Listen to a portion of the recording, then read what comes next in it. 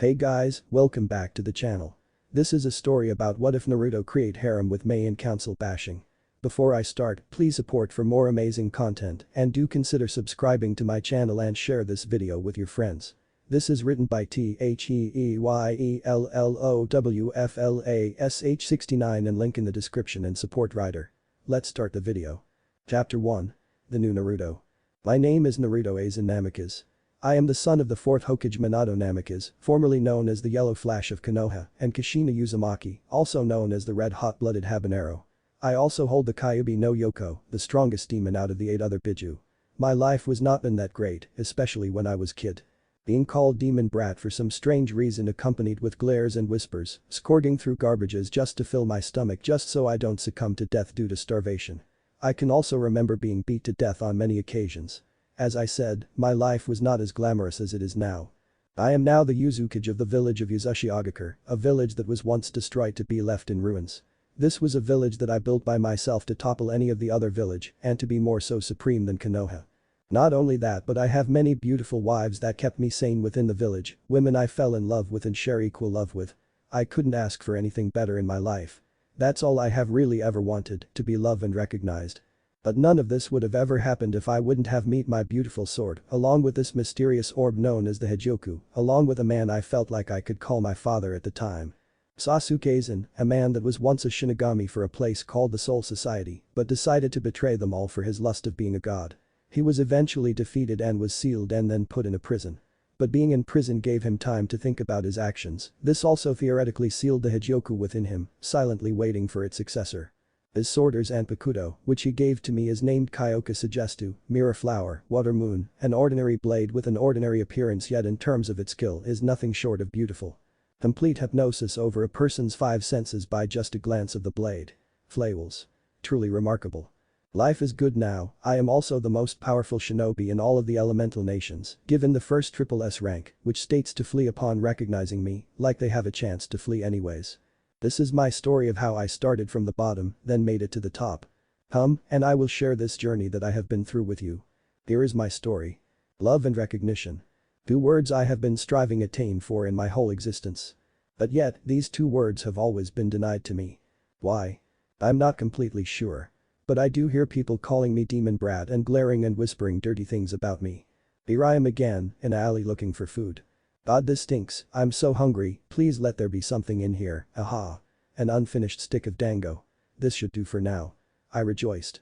As I went to take a bite into the dango, I hear steps and low chatter approach me. Shit. I thought already knowing what is going to happen. A man with a jonin flask jacket and some chunin along with civilians corner me within the alley. The jonin steps out. Now you are done for, demon. We will finally get rid of you. You caused this village many deaths many years ago, so now we will put an end to you and avenge our loved ones. Fight or flight, this is what was my mind was signaling me. My mind is telling me to run and get away from these people. And so I did, but where do I go? Running I come across something. Is that a small space leading out of the alley, screw it, it's my only way out. I dashed towards the space soon after they started charging with kunais and shurikens in hand. My heart palpitating, I'm almost there. Squelch. I screamed. Damn it, I got hit, I don't even know where I'm going, wait, is that a forest? Maybe I can lose them in there, worth a shot. I jumped over the fence and started to run without a destination, deeper into the forest. All the jonins, chunins and civilians stopped. Hey, what's the matter, let's go get the demon. Yelled a civilian to the jonin. The jonin spoke up, you must be crazy, this is the forest of death, most Anbu think twice before entering here. And plus he's injured since I'm pretty sure I nailed him, so if he doesn't die of bleeding out, the forest will finish him off. Let's go. What they didn't know is the demon child was about to rock the village of Konoha. Hokage's office. The Sandame Hokage, Saratobi Hiruzen. Nicknamed the god of shinobi, a man who had survived 2 wars and mastered at least 1000 justus, was now sitting on his butt going signing through paperwork, customary to his position. Damn, my life has been consumed by these damn papers. Who the hell thought it would be good idea to make paper in the first place? Damn you, paperwork. He stopped and sat up and looked at the picture on his wall in front of him. It showed 3 figures he used to talk to a lot. It showed a tall blonde man beside a woman with red hair and another tall man with long white hair holding a baby. That baby was none other than Naruto. The Sandame always looked at Naruto as his adopted grandson growing up. He felt sad since he hasn't been able to visit him in a while. Maybe I should take him out to eat tomorrow, he thought. Suddenly an Anbu appears in front of the Sandame bowed, a dog mask on his face, with grey gravity-defying hair. Okage-sama, I overheard a few civilians in the bar talking about Naruto and how they cornered him in the alley and chased him into the forest of death for him to bleed out and die there. As soon as those words left Kakashi's mouth, an insane amount of killing intent was being felt in the office and throughout the village, to where all the Anbu present in the shadows in the office fell to their knees by the large amount being exhibited by the god of shinobi. Kakashi. I want you to take one unit and capture all the ones responsible and send them to Ibiki, the others here will come with me and we will find him. Move. Immediately all Anbu shunshin out of his office. The amount of killing intent was insane, may God help those who did this to Naruto, Kakashi thought as he went to go gather a unit. But Naruto found himself slowing down now. Blood was on the ground and he was holding his shoulder. Looks like I lost him, good. Not to find a place to res. OMFPH. Oh my head, Naruto moaned as he felt his back on the ground. He slowly stands up and sees he is in some kind of underground cavern. Looking up he sees the hole he fell into. He all of a sudden feels a pull, like some type of force is pulling him to walk towards a specific direction. He continues on forward, barely being able to see anything in the caverns until he finds a rusty door. He looks at it closely and begins to rub it with his fingers. Wow, this door looks really old, I wonder what's inside. Well, I'm not going to know until I push it. He said. As soon as he places his hand on the rusted door, he gets shocked and faints, but before he could fully close his eyes and sleep, he notices a faint power coursing through him. Mindscape. Oh, my head hurts twice as much now, where the hell am I now? He stands up and looks around and finds himself in place that just occupied nothingness, except the color white which was everywhere. Am I heaven? Naruto thought out loud. No, you are not, young one. A voice says. He spins around almost breaking his neck and sees this man with brown hair, his hair slicked back with one long strand gently resting in the front. He stood at 6'3" wearing white clothes with a white-like cape reaching his feet. He had hands in his pocket and Naruto had an alarmingly calm and dangerous aura about him. Who are you? Naruto shouts. The man's mouth took a slight smile and says. I am Sasuke's and my child. Naruto just looks at him, takes a deep breath and says. Okay, Aizen-san, what the hell am I doing here? Why the hell are you here? What the hell is this place? What the hell was that door I touched? And what the hell just shocked me before I fainted? Shouted Naruto in pure hysteria. Aizen looks at him and the first time in a while an amused smirk graced his face. Ah yes, let me answer those first 3 questions. You are here because you touched the door that I was sealed in, that door you touched was my prison, and what shocked you was the seal's energy. It's interesting as it seemed it allowed to meet in your mindscape. Aizen said. Naruto scratched his head, relieved he got some information. Okay, that answers that, but why am I here? And what are you? From the looks of the door it looks to be at least 100 years old, so in that case you should be dead. Naruto said. Aizen slightly went wide-eyed at his intelligent response and compassed himself and spoke. How very astute of you, Naruto-kun, to answer your question, I am ex-Shinigami. As soon as he said that Aizen was not able to continue his Naruto freaked out and yelled. Oh my god, am I dead? Kami-sama has come to take my soul. He yelled hysterically. Naruto-kun, Aizen said in a calm yet stern eerie voice that got him to stop. Before I was interrupted by your unnecessary outburst, I was about to explain. Like I said, this is your mindscape. It's a surprise you're even able to see me. As for me, I am past 100 years of age, and no, I am not Kami. Shinigami are the ones that hold order of spirits when they die and go to the Soul Society. Aizen went on to explaining the basics of what Shinigami are and told him about his time being one. He also told Naruto his eventual demise by a man named Kurosaki Ichigo and how he was sealed and thrown in prison and how he recently became one with Hijoku, more of a soul though. It was then Naruto asked a question. So this is your prison then? Naruto asked, to which Aizen nodded. But how were you able to escape Soul Society? I thought your prison would be up there, not Konoha, Naruto asked curiously. Aizen smiled as he seemed to be enjoying the well-thought questions he was asking. For a kid anyways. I will tell you in a bit. Let me continue my story.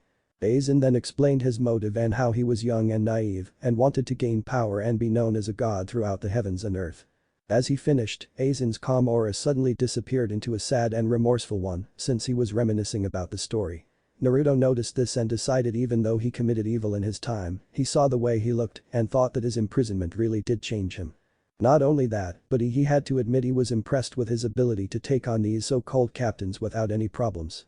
Naruto broke the silence. Aizen-san, although I don't approve of what you did with your past, it seems you really thought about your mistakes and feel regretful. I do not hold the past against you, for it is what we do with our future that determines what type of character we are in the end. Aizen for the second time today became slightly wide-eyed and spoke. Naruto-kun, such a mature thought for someone your age, and to only think you are still this small. Why is that Naruto-kun? Naruto's face took a slight frown and looked at Aizen's eyes with his own, that showed Aizen eyes of someone who has seen pain and death constantly. Naruto took a big deep breath and huffed. Aizen-san, the way my life has been, forced me to grow up and mature faster. Sometimes I wish that I was still naive to world like all the kids around my age, Naruto said. Aizen frowned though upon hearing this. Naruto-kun, come here real quick, I want to see something, Aizen said. Naruto complied and slowly walked over to Aizen. Aizen had then put his hand over his forehead, with the power of the Hokage, he read Naruto's mind of his whole life up till now. He saw everything, being kicked out the orphanage, not being treated fairly, being almost beaten to death on a daily basis. To say Aizen was mad was an understatement, he may used to be a cruel and sadistic bastard that used people to his advantage, but a kid nonetheless had to go through things that would make most people break, maybe even himself. Although he smiled at this man Naruto called his Jai and was happy he could find some type of love, but nonetheless his respect of the boy immediately increased. Aizen took his hand off his head and knelt down to his level and looked at Naruto's face. You ask me how I was able to end up here when I was imprisoned in Soul Society, correct? Aizen asked while Naruto nodded. Aizen lifted his palm facing upwards as a small purple came from his body and began to float above it. This little ball is the Hokage. Its power is unimaginable as it was an additional source to my own power. You will learn later on about what this does. But one thing the Hokage does is it grants the owner's deepest desire. I didn't want to be in Soul Society anymore, so I'm assuming it took me here. Aizen said as the ball disappeared. Naruto was shocked to say the least. This tiny little ball was the source of this man's power who fought other Shinigamis. It must have been something else. Aizen saw the shocked look on his face and smiled as he asked him a question. Naruto-kun, if you were to have power and you were capable of being the strongest shinobi on this planet, what would you do with that power? Naruto looked up and spoke without hesitation. I would protect those who aim to harm me and anyone close to me like Hokage, you Aizen-san and any future friends. Anyone that would oppose me I will destroy. I will also build a village of my own so I could live in peace. Aizen smiled. A true smile knowing him and this boy will become real friends. He pulls out the familiar purple-looking orb in his hand and said. Naruto-kun, if you want to be free of all the beatings and mistreatment and want to become strong and protect those who mean the most to you, then take this orb. Naruto looks at it in awe and says, Aizen-san, what would this orb give me? Naruto spoke slightly hesitant. This orb will give you an extreme increase in speed and strength, not only that, but you will have my famed Zanpakuto, and lastly I will merge with you, since I am part of the Hokage. Aizen spoke. Naruto looked at him and said. So when we merge will I be able to come here and talk to you again? Yes Naruto-kun, but only until you have gotten a hold of my past skills, especially with and without my Zanpakuto. But after that my spirit will fade and will be absorbed into the Hokage due to you being the new owner. Aizen spoke. With a slight frown which turned into a slight smile, Naruto said with much vigor. Well, I will make you proud Aizen-san, with the abilities you will give me, I will change the world. Come high or come low, I will be the greatest shinobi to your testament and Hokage. Once again Aizen smiled a true smile and said. Well Naruto-kun, we have a long way ahead of us. So once you absorb the Hokage we will merge and you will get my skills, but we will have to work on them to make them perfect. Absorbing this will hurt and you will feel pain like never before. After, you will wake up and it should be in time for when your Hokage gets to you, since this should alert him. Are you sure you want this Naruto-kun? Aizen finished. Naruto without hesitation said. Let's do this Databeo. Naruto took the orb from his hands and the orb slowly floated up, then smashed towards his chest. Naruto looks over himself. Ah Aizen-san, I thought you said I was supposed to experience pain I've never felt before. Aizen smirks and at an instant Naruto was screaming for dear life. As Naruto is moving around in pain on the floor the mindscape starts to diminish and with that, Aizen began to think about his experience of meeting Naruto. This boy, he will become someone great. I know it. I can see the potential and if I train him right he should be able to surpass me. This boy is very interesting indeed. No matter, I will turn him into something shinobis and shinigamis fear alike. Moments later Naruto woke up in the same forest he was in before he fell in the hole. Ow my goddamn head, why is it always me head? Why can it be any other body part? As soon as he stood up he immediately noticed the difference within his power and himself. Is this what it feels like to absorb the Hokage? Interesting. I feel like I can move mountains. I also feel taller. Way taller. He thought to himself. His focus shifted towards a specific car as he felt a familiar energy source accompanied by 4 other people. As on cue, Sarutobi arrives. Naruto-kun. Sarutobi yelled. Sarutobi lands and looks at Naruto in shock. Standing before him was not the short 4-inch kid that looked skinny as he remembered. Before him now is a man standing at 5'6", clothes torn clearly showing the amount of muscle on him. Even breathing or moving any body part slightly, Sarutobi and the other 4 ninja were able to see every muscle move under very little strain. Even some of the women that accompanied the Hokage's Anbu couldn't help but blush red and have a slight nosebleed. He did look a lot older. Especially a purple-haired shinobi. Sarutobi was snapped out of his stupor when he heard the "Hey oh jai jai."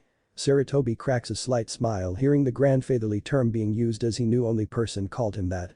"Naruto-kun, what happened to you? Why do you like you're a young adult?" Sarutobi said.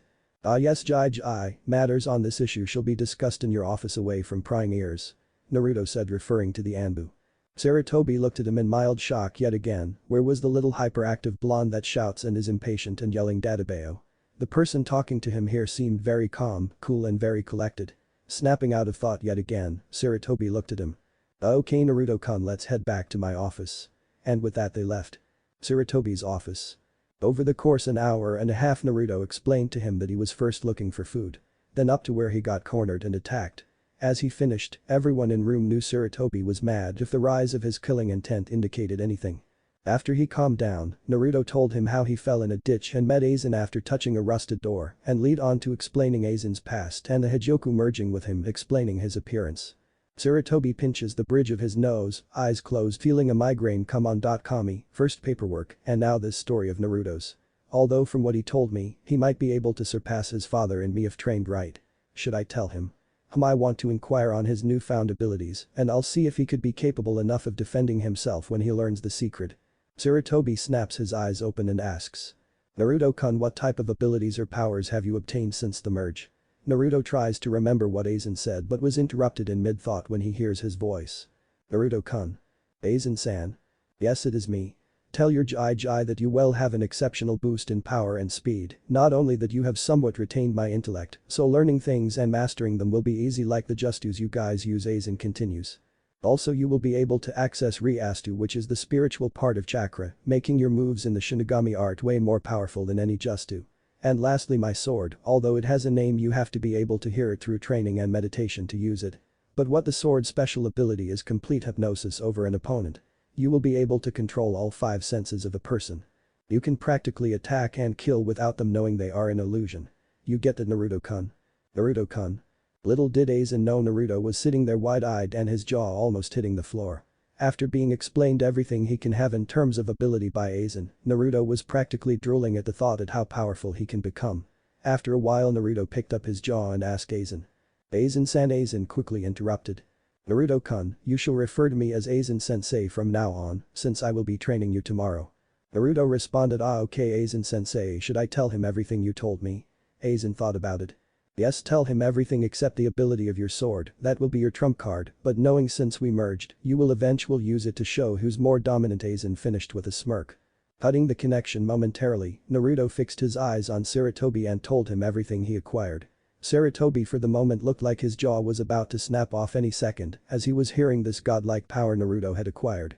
Well, at least I can tell him about Kyuubi and his heritage now. Please forgive me Naruto-kun for being an old fool. He thought. The Sandaime cleared his throat to get Naruto's attention. "Naruto-kun, I think it's about time I told you about your parents and Kyuubi." Chapter 2. Naruto Aizen Namikaze. "My parents?" Naruto said with such a sad-ridden face. Sarutobi could look at the boy in sadness, it pained him to see his adopted grandson so sad. With a sigh, Sarutobi spoke. "Yes Naruto, your dad was the 4th Hokage, Minato Namikaze. Your mom was Kushina Uzumaki. Your father was my successor, he was a very good man. He always cared for everyone, especially his friends and this village. He was undoubtedly the strongest shinobi to ever grace the elemental nations." Sarutobi continued. "He actually looks just like you, blonde hair and everything. Your mom was a hothead, very talkative and a tomboy at that. But don't be fooled, she was one of the most beautiful kunoichi in the village. Having long beautiful red hair and blue eyes, she was also one of the most talented women to ever serve as a ninja here in Konoha. Kushina was known for Fuinjustu and being able to subdue the 9-tailed fox that attacked this village long ago with her chakra chains, being she had special chakra. Listen to me loud and clear when I say this Naruto, they both loved you very much. At the time of her pregnancy they both couldn't stop talking about you and how they couldn't wait to see how much a man you would grow out to be. No doubt they cared about you so much they both were willing to sacrifice their lives for you and they did. Sarutobi ended with a sad sigh. It wasn't long until Naruto was looking at the ground, tears falling out of his eyes. A few silent seconds he only uttered one word. "Why?" he asked. Sarutobi could look in confusion until a sudden an explosion of sheer pressure came out of nowhere, forcing the Anbu in the room to sweat profusely, while the god of shinobi was having a hard time breathing and sweating due to the pressure being directed to him. Sarutobi managed to lift his head ever so slightly to look at who was causing the pressure and was shocked when he saw his adopted grandson causing it. Where Naruto was standing, energy was surrounding him. But it was not visible chakra to Sarutobi's understanding, but some other type of energy. Purple Riastu was streaming and surrounding Naruto. Sarutobi thought, my god, this feels like killing intent, but much stronger, this feels like pure power, what the hell happened to you Naruto-kun? My body has never felt so heavy in my life. Naruto was standing there glaring at the Hokage. Why Sarutobi, why didn't you tell me? He yelled with his spiritual pressure increasing even more than before. The floors started to crack little by little. It wasn't until he heard his sensei. Naruto. Aizen yelled firmly in his mind before continuing, Naruto-kun, one lesson you will learn from me is to keep your emotions in check and never let any emotion control you. Lower your spiritual pressure now and listen to his reasoning on why he did what he did. Aizen said, but inwardly smirking at the display. This boy has almost as much spiritual pressure as me before I left the Soul Society. And this is just after we merged. What's scary is he will surpass mine in a couple years if he trains. He might not even have to fight some people just by flexing his spiritual pressure alone. The next 4 years will be indeed interesting, he thought. But those words being said, Naruto calmed down just a little, while the Sandaime and Anbu in the room were slowly trying to get their breathing back to normal. One thing was for sure though. Everyone who felt the spiritual pressure in the room that moment knew that Naruto will be someone you would not want to come across in the future. Naruto only stood there, tears still slowly coming off his face. He broke the silence as everything seemed it was back to normal. Why Jai? He asked more somberly this time. Sarutobi finished adjusting his clothes and getting his breathing in check and looked at Naruto. I'm sorry Naruto-kun, what you need to understand is your father was so dangerous being that he ended a war with one Justu that many people wanted to claim his head. Your father was the first person to ever achieve the rank of a double S rank shinobi with a flea on side order if you saw him. If other villages would have known he had a son, they instantly would have tried to kill or kidnap you. And I would not let that happen, Sarutobi said in a firm yet strong voice. While Naruto was processing the information he was just told. He was surprised that his father was so strong other villages gave an order to run away from him when they saw him, not only that, but he ended a war with one Justu. One word came to his mind when he thought about it, amazing Aizen in his mind, Scape was somewhat impressed at the information they just received. My, now I know merging with this boy was the right thing to do. No doubt he will become powerful Aizen thought smiling. Naruto spoke up. I am sorry for the way I acted Jai. It's just being alone and thinking no one cared for me made me very sad and angry. It's nice to know that I had parents who loved me and were powerful at that. I understand you were only looking out for me. I promise an outburst like that will not occur again. I am sorry Hokage-sama he said as he bowed. Sarutobi was shocked at how he addressed him. Never in his life has Naruto called him Hokage-sama. A smile was found on Sarutobi's face when he replied. It's okay Naruto-kun, knowing if it was someone else they would have done the same thing. I can tell by your response and surge of power thought that you will become a great shinobi if not the best. Sarutobi continued. Naruto, do you want to know why people call you Demon Brat? At an instant Naruto locked eyes with him with a mix of curiosity and painfulness. Naruto, the nine-tailed fox that attacked our village long ago, could not be stopped, you were born on the same day the Kyuubi was summoned to destroy this village. Your father, even though he was considered a god among ninja, could not defeat a tailed beast, considering it was the strongest one out of all of them. So he did what he thought was right to save his village and sealed the fox in you. You saved our village that day Naruto-kun, and in your dad's last words to me, he wanted the village to see you as a hero. But people were still recovering from their own losses in those times and were traumatized to the point not a lot of people got over that day. And even going as far as misplacing their anger and sadness onto you. Sarutobi said. Naruto went wide-eyed, everything was now making sense. Why they called him that name, why people hate him and don't give him the time of day. He suddenly asked. Jai, if I saved a village then why do people hurt me and try to kill me? Sarutobi slightly winced at the bluntness of the question. Like I said before, it is misplaced anger, but Naruto-kun, always remember that people will fear what they do not know. Now let me ask you a question. If I poured a bowl of water in a cup, does the water become the cup? Naruto responded, of course not Jai, it only holds th Naruto had then came to a realization. Sarutobi saw this and said, "Ah, I see, you understand it now. People believe since the demon is sealed inside of you, you are the demon itself by association. What they don't know is you are only holding it back." Naruto heard this and instantly felt at ease. He was starting to believe the people who called him that. But now that he had found out about his parents and the Kyuubi, he was starting to feel much better. Naruto straightened out his posture and spoke. "Daiji, from now on if anyone messes with me they will feel the wrath of power, and I will not guarantee they will survive," Naruto spoke in a slightly disturbing calm voice. One thing was for sure. With his newfound power, he ain't taking shit from no one. Sarutobi sighed knowing this would happen sooner or later, so he spoke. "Okay Naruto-kun, but at least try to avoid it, if not then try not hurt them that badly. Because I do not feel like doing more paperwork than I have to," he said as both Sarutobi and Naruto shared a chuckle. "I promise Daiji. Also Daiji, I also have a request," Naruto said seriously. "And what would that be?" Sarutobi asked, slightly curious. "I would like to train for 4 years in the Forest of Death without any interruption to increase my skills both in the Shinigami and Shinobi arts. After I would like to join the graduating class at the academy. I promised myself that when I got this power I would make you, Aizen sensei and now my 2-san and Ka-san proud and become the best shinobi the elemental nations has ever seen," Naruto said with the utmost confidence. Sarutobi and Aizen smiled at the boy's declaration. "Are you sure you want to be in the Forest of Death, Naruto-kun? There are many dangerous animals in there," Sarutobi said, slightly worried. "Yes Daiji, with Aizen with me, along with my training, nothing should be able to touch me." Sarutobi paused for a moment then said with a sigh. "Alright Naruto-kun, I will allow it, just make sure you come back alive so I can test your skills out myself," the Sandaime said with a smirk. Naruto replied back with a small smirk. "Oh trust me Daiji, I know I would be itching to take down your old butt and show you who's boss." Sarutobi grew a slight tick mark. "I may be old Naruto-kun, but I can still take down armies with ease," he said slightly proud. Yeah whatever Daiji. Hey, can I also get some scrolls before I leave?" Naruto asked. "Yeah sure my boy, let me get some real quick," Sarutobi said as he left to fetch them. Moments later the Sandaime came back. "Here you go Naruto, here are some C and B rank scrolls for you to learn along with some books with chakra exercises just in case to ever plan to use it. Also, since I know you're going to be in the forest for a while, here is a scroll with food and water that should last you for a while."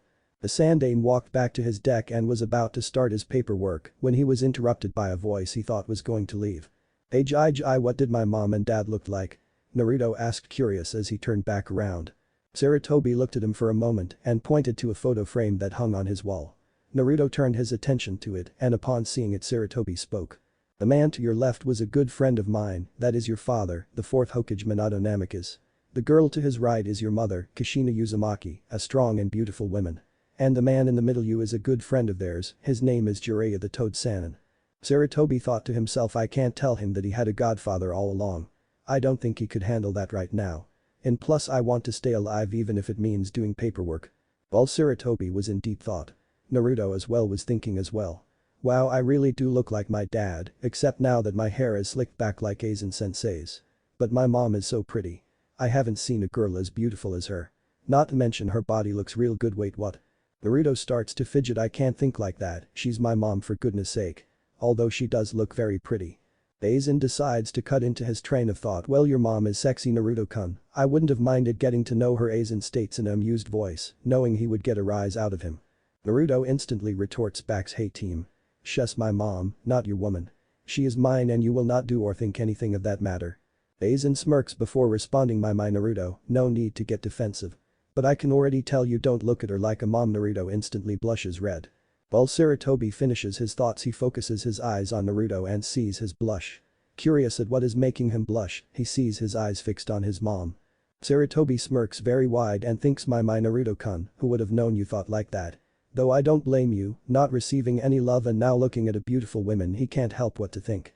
Maybe I can get Jiraiya on this. He thought perversely. He then snapped out of his stupor and looked at Naruto. Naruto? Naruto, my boy, are you okay? He said.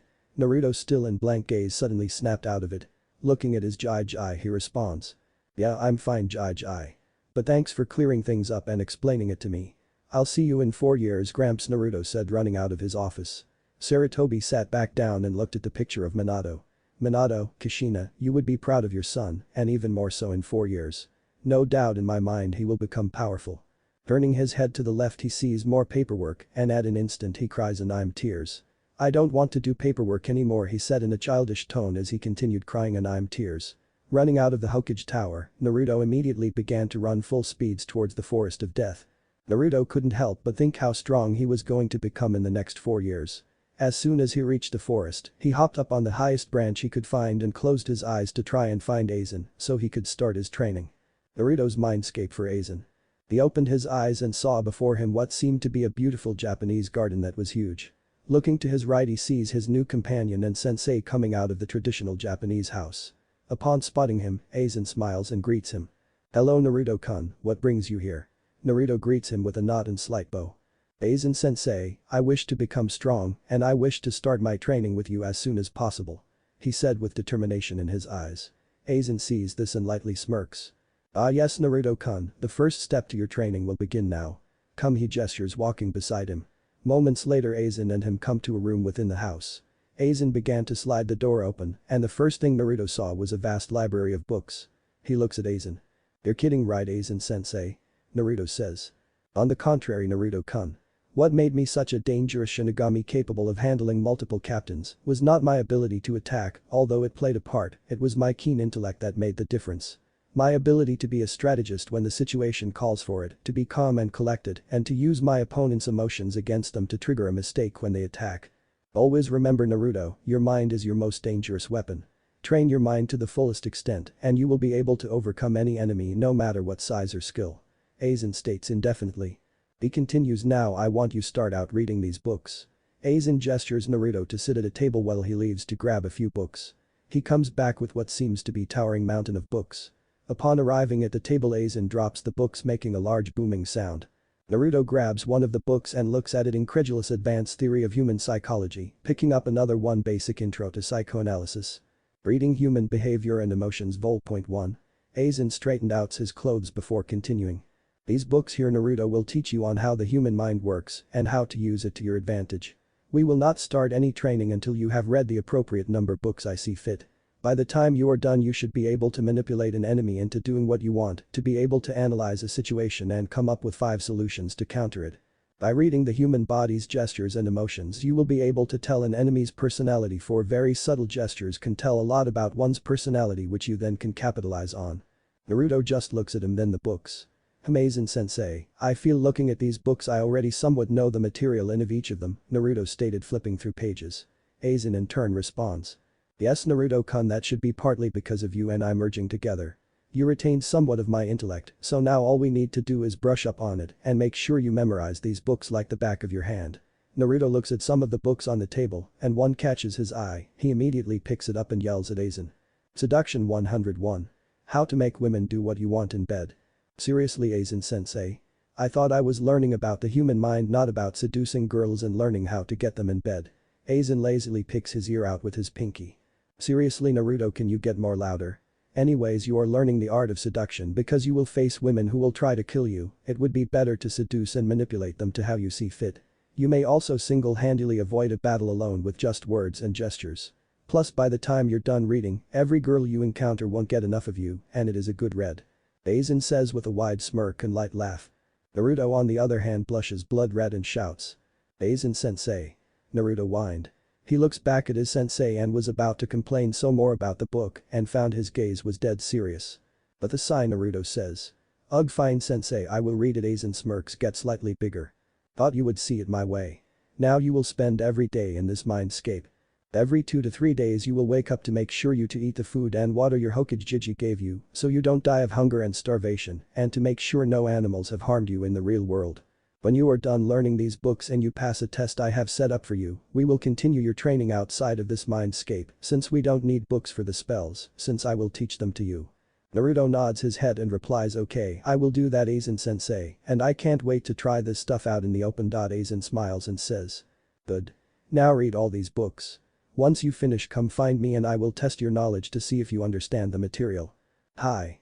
Naruto yells. 100 plus books and a month later. Naruto slides the door and walks into a living room silently. He spots his sensei calmly reading. "Aizen sensei, I believe I have read and mastered everything from reading and spotting emotions, from the human psychology books to seducing women to my whim. I would like to test my knowledge and take this test so I may begin in training my skills in the Shinigami arts." Naruto said calmly. Aizen looks up from his book silently, then places his gaze on Naruto and says alright, I believe the time has come. Wake up Naruto-kun, I will be right behind you. Nodding, he slowly fluttered his eyes open. He sees himself sitting on a branch. Jumping off of it, he lands on the ground and starts to see Aizen materialize in front of him. Naruto looks at him in awe and asks. Aizen-sensei, how are you able to come out of my mindscape? I thought you were just a spirit. Aizen smirks smugly. Well Naruto, since I am fused with the Hijoku I can materialize because of the power of it. Now come Naruto, let's head deeper into the forest. Aizen says, walking deeper. They finally arrived to an open space with a lot of room. Aizen began walking towards the middle. Aizen directs Naruto to walk the opposite direction. As now they are facing each other. Aizen materializes a small timer and sets it, then places it on a small log near him. Naruto-kun, this is your final test. Aizen said facing him. This timer here is set to 3 minutes. You have 3 minutes to read and decipher my personality. When the 3 minutes is up I will ask you what you can deduce from simply looking at me. If you happen to so miss one little detail about me I will attack you and kill you here and we will both be sealed within the Hijoku. Your test starts now. As soon as Aizen let his words settle in his student's mind he took a moment to look at him, inwardly smirking. So he has learned something. His demeanor has not changed even though I mentioned I would not hesitate to strike him down and he didn't even flinch. His posture looks exactly like mine. Very good Naruto. Now let's see if you will pass. Inside Naruto was somewhat skeptical by his last statement, knowing it was not at all as it seemed. Running his mind through everything he has learned up till now he examined Aizen methodically. By his facial features, I can see he is relaxed. No facial muscles are tensed, no eyebrow twitching. His blinking of his eyes are controlled. But with a slight smirk I can tell he knows I am closely examining him. His arms are loosely hanged by his side ready to pull his sword out at an instant. Chest breathing looks to be the same. His posture is tall yet relaxed, he believes he's still superior to me and has nothing to worry about. Naruto looks at the timer. It shows 1 minute and 30 seconds. Okay, leg slightly bent so he has balance just in case I attack her. He does. Now to his feet, well. What is this? Very interesting. Naruto says, more closely examining Aizen's feet. Shifting from the balls of his back feet to its regular posture. And his left leg slightly inching forward. That just confirmed my suspicion to his last statement. Naruto thought very proudly. Regardless if I answer this wrong or right Aizen-sensei is going to lunge and attack me. Very tricky of you Aizen-sensei, he must expect me to counter. Now to divert an oncoming attack and counter. His sword is on his left side which tells me he is right-handed. When he pulls it out he will slash with a wide arc or his sword will come down to slash me. His two legs are slightly more apart than usual, so he will use a wide arc to overpower me, so he will compensate for the speed and balance he could have had in straight slash. Okay, I know what to do. Bring it Aizen-sensei. Ring. Aizen stops the timer. So Naruto-kun.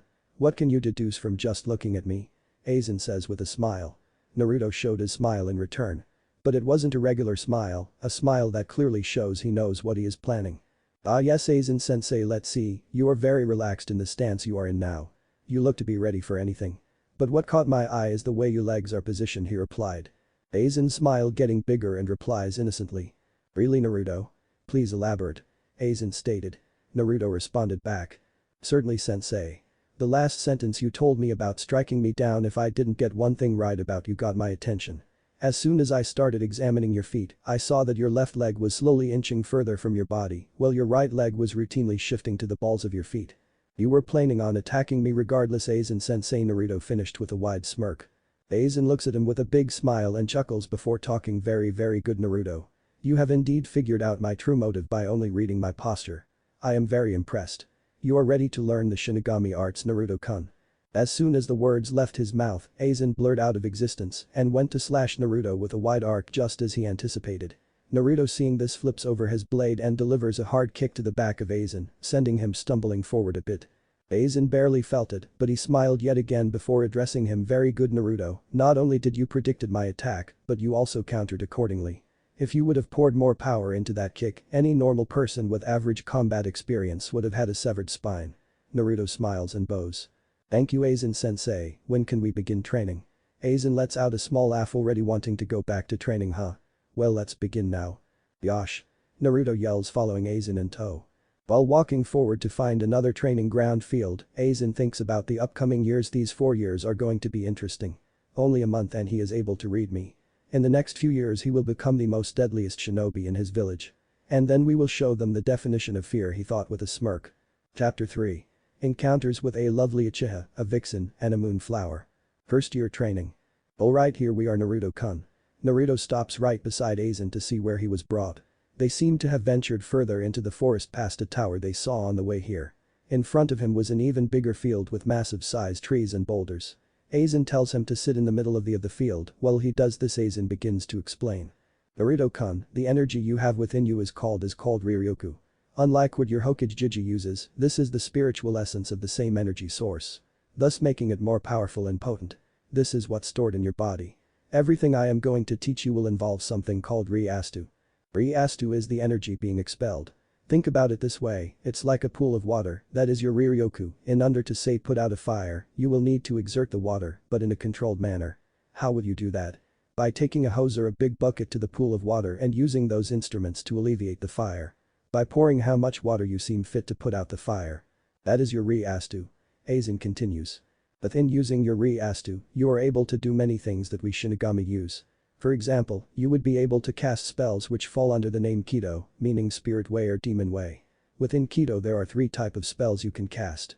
One being Hakuto, which means way of binding. These spells will help you restrict or immobilize a person. It's very broad art, along with Hakuto or spells that allow you to use barriers to stop attacks or use seals to hold things far more better in place. You understand, Naruto? Aizen says. Naruto nods his head. Allowing Aizen to continue. Going down the list of Kido, there is another spell called Heido, which means way of destruction. These spells are used for offensive purposes. Depending on the user, these spells can be well powerful enough to even take down your Hokage. These are the spells I would be teaching you most of the time. Last one the list is called Kaido, which just is the healing Kido, which I have some knowledge but not enough. Both Bakuto and Heido have numbers ranging from 1 to 99. Following the latter, 1 will be the weakest, 99 will be the strongest. Don't be fooled by the numbers of their ranking though. An experienced captain can make a low-level spell very powerful, especially with Heido. Also there are incantations that go along with each spell both for Heido and Bakuto. Using an incantation will power it up but will slow down your time to use it. You can however not cast an incantation, as you will be able to fire it faster although it is weaker, but like I said, train enough on it and can become strong even with an incantation. Are you keeping up with me, Naruto-kun? Aizen says. Naruto nods his head in confirmation. Along with using your Ryastu, you are able to use your sword, which we call as Zanpakuto, which means soul cutter. These are sentient swords. We use these swords to send souls to their respective places and to ward off hollows, which are souls that do not cross over to the soul society for staying in the world of the living for too long. They are corrupt spirits who feast on living or deceased human souls alike. Anyways, Naruto, as Zanpakuto always has a name and is a spirit, and you will discover it through Jinzen, or sword meditating. Only then the spirit will fight you and decide if you are worthy enough to hear their name and wield them. Once you do hear their name, you will unlock what's called a Shikai or initial release. In order to release your Shikai, you will need to know their release phase or word. There are 3 forms to your sword. There is your sealed state, your Shikai, and then your Bankai. The sealed state will look like an ordinary sword.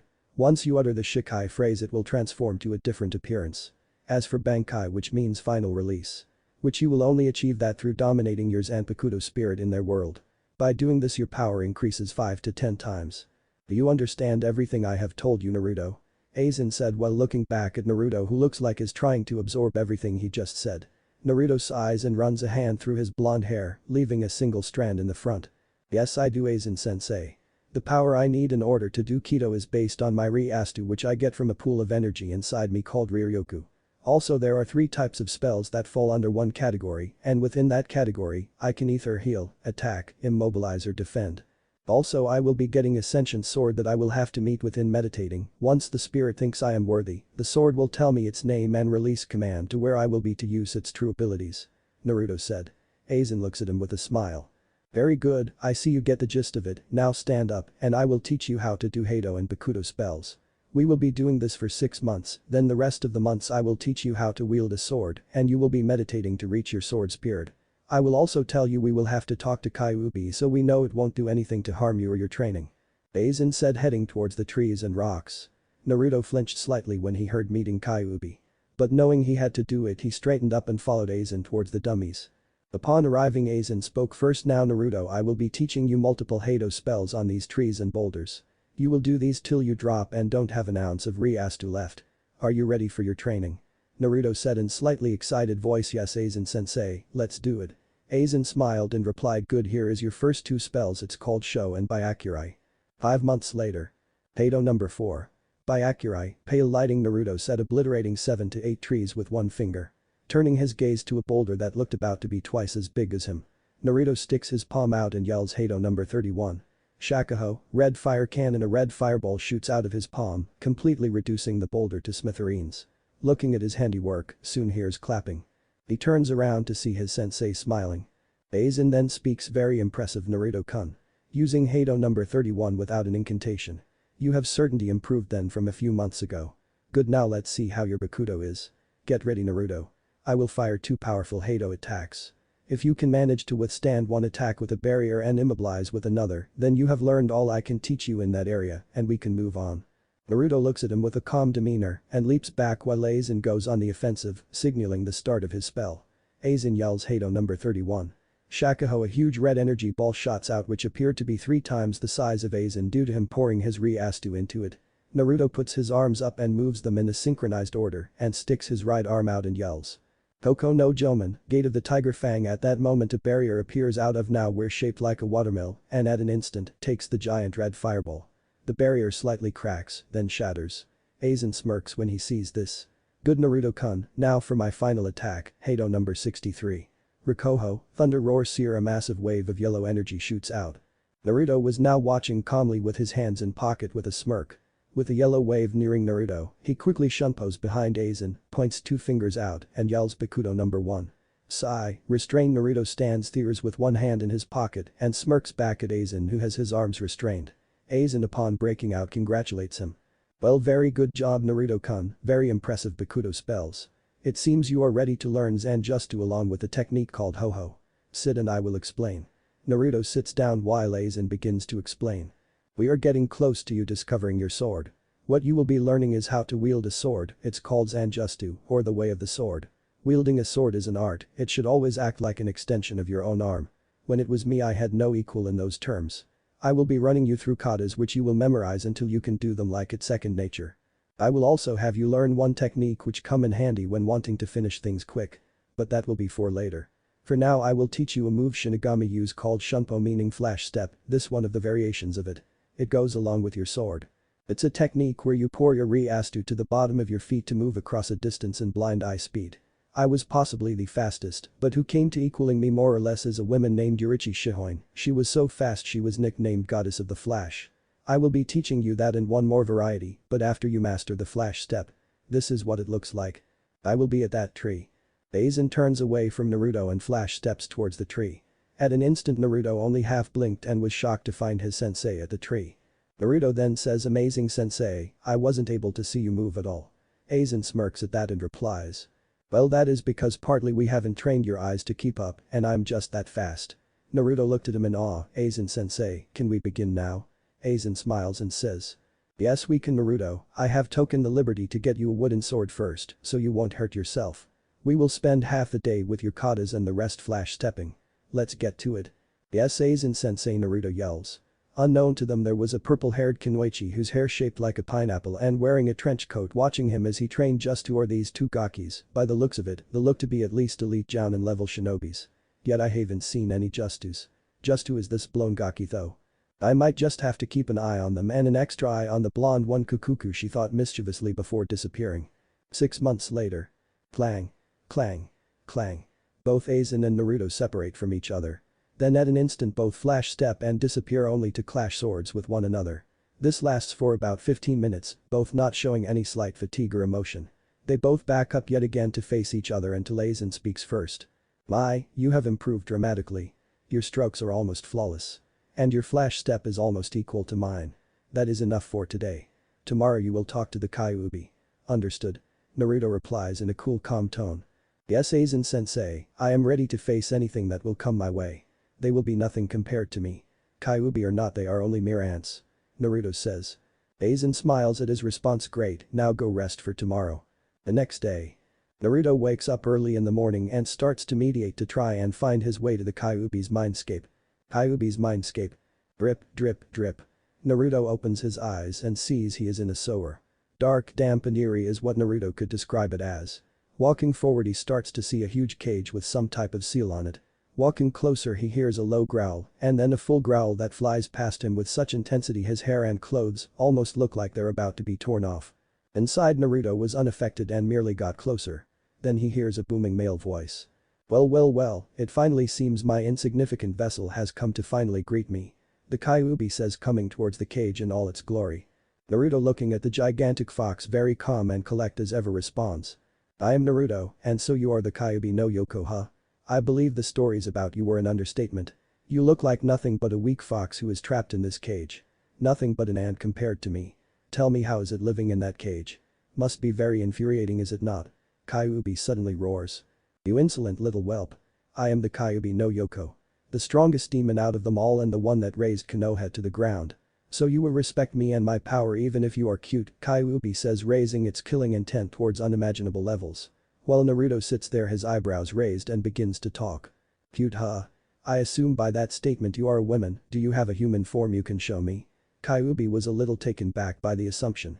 Refocusing, she responds. Why yes I do Naruto-kun Kyuubi responds coyly and transforms. In front of Naruto is not the gigantic fox anymore but a woman. To be about 5'6", very slender frame, face of a goddess, long red hair that looked to reach her mid-back, a very well-endowed chest, if Naruto had to guess it would C cup borderline D cup. Along with the sexiest, long and slim tender legs he has ever seen. It only added to the fact that she was naked also. Kyuubi sees Naruto checking her out and she can't help but check him out herself. This man was tall, slicked-back yellow hair, with a single strand on his forehead, hands in his pocket and a chiseled face.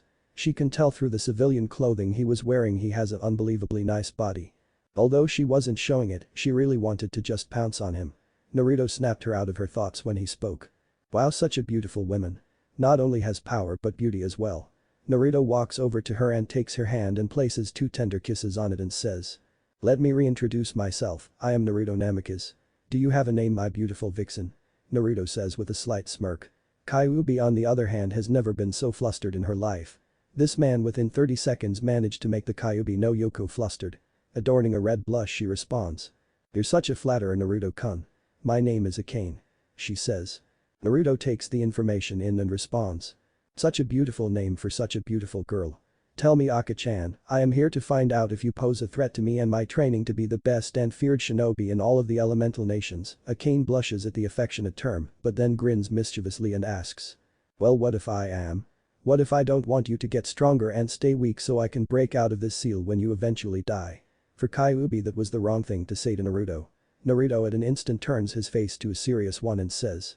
I don't think that would be a wise thing to do at an instant raised his spiritual pressure to a level that dwarfed Kyuubi's killing intent earlier. Kyuubi was found on the ground on her knees, sweating panting heavily, believing for the first time in her life she was going to die. But at an instant it stopped. She lifted her head to look at Naruto and something stirred inside of her. A warm feeling. She could feel her lower regions leaking from the amount of power her vessel just produced. My god, his power, it's so sexy. I have never felt anyone who could bring me to the ground with pure power alone. Kyuubi was reminiscing about her encounters with other male demons. Kyuubi did have many suitors, but none interested her back where she used to live. Looking at Naruto she gave it more thought.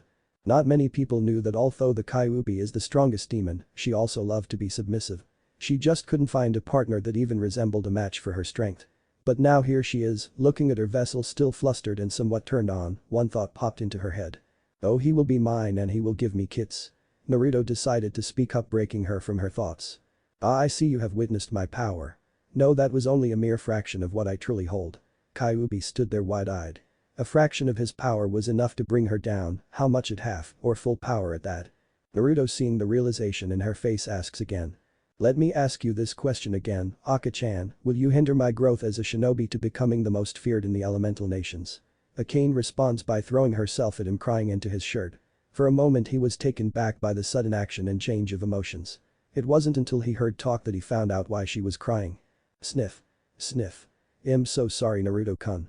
I am so sorry. Naruto looks at her down head buried into his chest trying to figure out why she was saying sorry. And what would you be sorry for Aka-chan? He asked in a more softer voice. Akane was crying even harder now. I'm sorry for what I said earlier, I was only trying to get a rise out of you from that comment. But I'm also sorry for attacking your village. But I've seen what they have done to you, Naruto-kun. They hurt you so much physically and emotionally. I tried healing you as best as I can whenever you were hurt. I don't why people would do such a thing to you.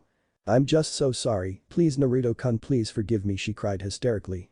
Naruto slightly stiffened when he heard that she saw the things that hurt him, but he was slightly relieved when he heard he was constantly being healed by her. He always wondered about that. He used to think everyone was like that.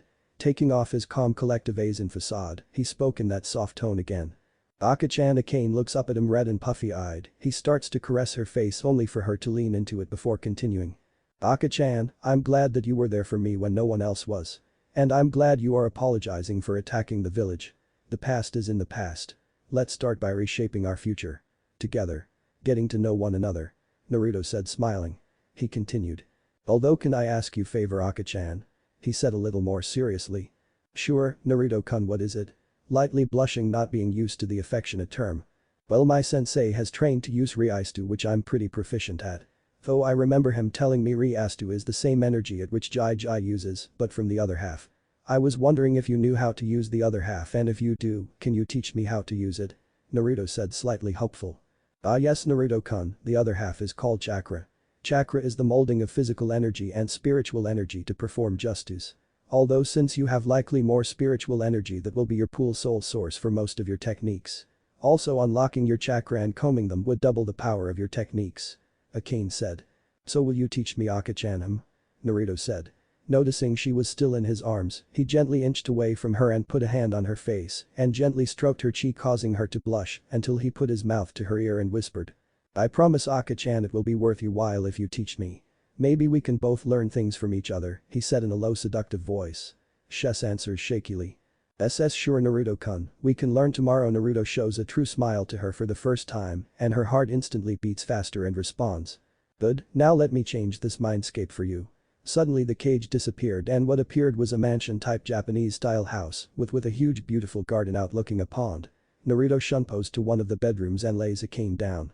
She laid there, body slightly trembling, thinking they were about to get intimate. Also the tone he used with his words earlier and the insinuation of his words. It didn't help that he had a primal aura to him as well. Naruto whispered to her. Here's a little thank you gift I know you will like. Without a word she lunges at Naruto and starts to kiss him hungrily and full of lust. Naruto for a second was a bit taken back seeing how she flipped the tables on him. But after a few moments of each other's tongue trying to dominate each other, he began to understand what type of woman Akane was. Especially from the surge of spiritual pressure he gave her and the clear liquid that came trailing down her leg he spotted not too long ago. It made sense. She came as someone who tries to put up a dominate front but in the end wanted to be a submissive female. From the way he would try and dominate her, his assumption was right, especially how she would submit to his tongue while putting up a fight. Remembering the book of seduction he read from Aizen, he started to pour more into the kiss and show her a real alpha male. He started to grab her sides with his hands and slowly rub up and down, getting the knowing reaction out of her. Akane started to moan into his mouth from the kiss. She was getting really turned on. It wasn't until he slid on arm down, grabbed her bare skin ass forcefully, making it even harder for Akane to stifle her moans. Naruto started trailing kissing from her mouth down to her jaw and eventually her collarbone. Moaning in bliss she tilts her head, giving him more room. She couldn't take it more. She can feel the bulge on her leg. Her hand started to slowly trail down his chest to grab his crotch, but suddenly a hand gripped her wrist firmly. And she heard a whisper. That is off limits for now. Maybe later. I want it to be special. For now I will leave you here for I have to tell my sensei what happened. But I will back tonight. Naruto whispers huskily. Akane then said very flustered, oh okay, let me set up a mental link with you so we can talk later. Akane was about to speak up but for the last time took her in a breathtaking kiss, leaving here momentarily stunned while Naruto vanishes. Snapping out of her dreamlike state she still notices that she is still naked and the sheets seem to be soaked. She is wet more than ever. She realizes she was left all hot and bothered, she yells. Damn you Naruto-kun. You can't leave me here all horny like this. Just wait till you come back here tonight. Back to the real world. Upon opening his eyes Naruto slightly chuckles hearing Akane's declaration. He stands up and walks around to find his sensei leaning on a tree looking at the sky. Aizen, sensing Naruto speaks out, so Naruto-kun, how did the meeting with Kyuubi go? Naruto takes a moment to think about his experience, going from intimidating her at one moment to making out with her the next. It was very interesting to say the least, Aizen sensei. Naruto says with a small smile. Aizen looks back at him knowing something happened. Oh, do tell Naruto, how was the fox like? Aizen says, smirking. Naruto looks at him and cracks a slightly bigger smile. She is defiantly the picture definition of a goddess. Not only that, but she will not harm my training. In fact, she will do the opposite. Aizen smiles. Well, inside Akane blushes red inside from the way she was described. Good, good. We also have another problem, Aizen said. I believe you are referring to our food supply being almost non-existent. Am I right? Naruto said. Correct. It looks like we will have to go back to the village and get some, Aizen says. Naruto on the other hand thought about it and spoke. Aizen-sensei, I believe you have a way of getting the food without having to show ourselves, correct? Aizen smirks. Very much so. Tell me, Naruto-kun, how do you think we can get in a grocery shop without people knowing who we are? Naruto takes a moment to think about it. I can't do any justice for I haven't unlocked my chakra yet. We can't sneak in there for Aizen-sensei never taught me stealth. I also can't ask Jai either. The only option I can think is 2IC. That could very well work. And it will be a good way to test it out. Naruto smirks back at Aizen. I see what you have planned, Aizen-sensei, and I believe it will be a good way for me to see if I improve. Aizen chuckles. Well, then we leave as soon as it gets dark. Little did Naruto know he was about to encounter a situation that would really test his skills. The sun began to come down. Naruto looked at his sensei and spoke. Aizen-sensei, it's time. Aizen looks back at him and says. Indeed it is. Let's see whose shunpo is faster, Naruto-kun. Naruto with a slight smirk replies. I believe mine would still be faster, Aizen-sensei. I am already at your level and in 3 more years I will only get stronger. Aizen replies, let our actions do the talking, Naruto. Let's go. Both figures blurred out of existence. Each blurring out of the forest at breakneck speeds. Reaching the gate, they see the 2 gate guards asleep. Aizen sees this as. Let's move faster, Naruto. The goal is to be in and out in 40 seconds to a minute. Grab as much as you can and what you need. Naruto looks at him and smiles. Yes, I do believe we should speed this up. I will only take what I need that I know will last me for a while. So I limit my visits to the village. Aizen looks at him and smiles. Good idea, Naruto-kun, there is the store, let's go. 1 minute and a mad store owner later. Well, it seems like we accomplished our goal, Aizen said, carrying a few bags. While him and Naruto were shunting back to the forest of death. They both hear a woman's scream coming from a compound ahead of them. Help. Help me, someone. Please. Naruto and Aizen instantly perk up and stop. Naruto gives Aizen a silent signal telling him he's about to go and found out what's going on. Aizen smiles and looks at him then the knight and says. Helping people within your village even after what they have done to you. You're a good kid, Naruto. Doing something I would have never thought about. Naruto flashes a true smile. Hi, Aizen-sensei. You should know me by now. None who oppose shall live to see another day. Naruto said, putting his Aizen facade. He was about to shunpo before Aizen stopped him. Naruto, switch me swords. Naruto's head snaps back wide-eyed. Sensei, why? Surely I am not ready to handle something as beautiful or powerful. Aizen chuckles. I believe you are ready to handle my sword. Your katas are flawless. All you need to do now is just get used to the blade. Aizen unties his sheath and gives him the sheath with the scabbard. Naruto takes it into his hand somewhat shakily. Taking off his sword and sash, he trades Aizen. Marveling at how beautiful the blade is, he ties the green sash on his waist and securing the sword. He looks at Aizen and bows. Aizen-sensei, I will make you proud using this sword. This means a lot to me. Thank you. Naruto then shunpos to the compound. Aizen, while making his way to the forest, begins to think, smiling, you already made me proud, Naruto. You just don't know it yet. Uchiha compound. Makoto POV. Makoto was running around the compound frantically trying to escape from her son. Seeing all members of her clan on the ground dead. Her older son, the prodigy of their great clan, just slaughtered everyone. She had to witness her son kill his father. Makoto was having a hard time wrapping her head around this concept. She was shaking out of her thoughts when Itachi Uchiha, a graduating student at the top of his class at 7 after only 1 year, mastering their famed Ijutsu the Sharingan at 8, passing the Chunin exams at 10, and becoming an Anbu captain at age 13. No doubt he was well beyond his years. Stood in front of Makoto, blocking her only chance of escaping. Makoto stood there frozen. The only thing now that was in her way was her son. Itachi looked at her emotionless. Sharingan blazing. Makoto broke the silence. Why, Itachi-kun? Why did you slaughter our clan?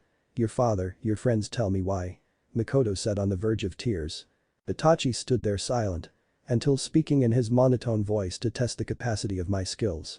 Although you should know Itato is alive. I put him in a strong Jinjutsu. He will come to despise me. He will hate me and look to seek revenge. It ends here. Itachi took out his ninjato and looked at his mother for the last time. and silently whispers. "Forgive me Kasan," and brought his sword to slice her. Makoto closed her eyes believing she was going to die. It wasn't until she heard a loud clang in front of her. Opening her eyes, she sees this tall blonde man in front of her blocking her son's sword. She hears the words. "I don't think that is a wise choice, Anbu-san." Naruto's POV. Naruto quickly shunted inside the compound. Upon entering he saw bodies on the ground with blood everywhere. Quickly walking to some bodies on the ground and closely examining them, it seems these kills were fast with only a single strike. Looks more like this person did not want to trend along here. Upon further inspection he spots a little boy on the ground squirming and sweating. It seems he is the only one who is alive. But it seems he is in some nightmare, he thought. Quickly picking him up and setting him down near a house. He quickly shunpos further into the compound and he comes to see two people. A man and a woman. By the looks of it she must have been the one who was screaming. Seeing this man pull his own sword coming down with an attack. Naruto quickly drew his sword to block his and said, "I don't think that is a wise choice, Anbu-san." Normal POV. Itachi was naturally surprised to who this man was that blocked his sword. He backed up from him and examined him. He looked to have normal civilian clothing on, but with a green sash with a black scabbard. He responded back, "Who are you and what are you doing here?" Itachi said, forming his Mangekyo Sharingan. Naruto looks at him with a calm face and sheathes his sword and responds, "I am here for I heard someone screaming and as a concerned citizen I came by to check." Itachi responds, "From the way you drew your sword you don't look a civilian. Who are you really?" "That really isn't important now, Anbu-san. Tell me, why have you gone and murdered everyone here? I am very curious to hear your response." Itachi responds with the same answer he told his mom, "I did this to test my capacity of my skills." Naruto looks at him questioningly. "To test your capacity, huh? I hardly believe that's the case, Anbu-san. Why kill people who aren't up to your level when you could have clearly tested your skills among your fellow Anbu?" Naruto said. Itachi for the first time in a while became slightly stunned at his statement before Naruto continues, "So tell me again, Anbu-san, what is your true motive murdering everyone here?" For a while Itachi didn't respond. He charged Naruto with his sword in hand, planning to end him by slicing him down. It wasn't until Naruto did something that surprised him. With one hand in his pocket, Naruto quickly drew his sword with the other hand, blocking the downward strike with ease. Pushing Itachi back with his sword, he turned his head to Makoto, who was still frozen in place, and flashed her a slight smile and says, "Do not worry your little beautiful face over this. This will be quick." Makoto on the other hand blushes from cheek to cheek from the compliment she was given. She begins to wonder who this man is, who is the blonde man. By the way he handles his sword, he must be good if he can block Itachi-kun with such ease. Itachi-kun isn't a slouch in all means. Makoto starts to look at him up and down more closely. "My god, look at that body, I can literally see every muscle on him, man, I can just picture him being on M." "Bad thoughts, Makoto, bad thoughts. He's probably half my age. But my god, look at him," she said somewhat dreamily. Naruto on the other hand sizes up Itachi. "Very good, his form is good. But not as good as mine. His stance is very loose with a few holes. But it mainly relies on speed. His footwork is good from the way he charged at me. But what is with those eyes? I've never seen them before. It must be an enhancement to his skills if he has them activated. But to what? His physical skills, his chakra. Well, let's see how he proceeds." Itachi flashing through hand signs, yells Kaiten. "Gakakyu no Justu, great fireball technique." A huge fireball shoots out of Itachi's mouth and heads towards Naruto.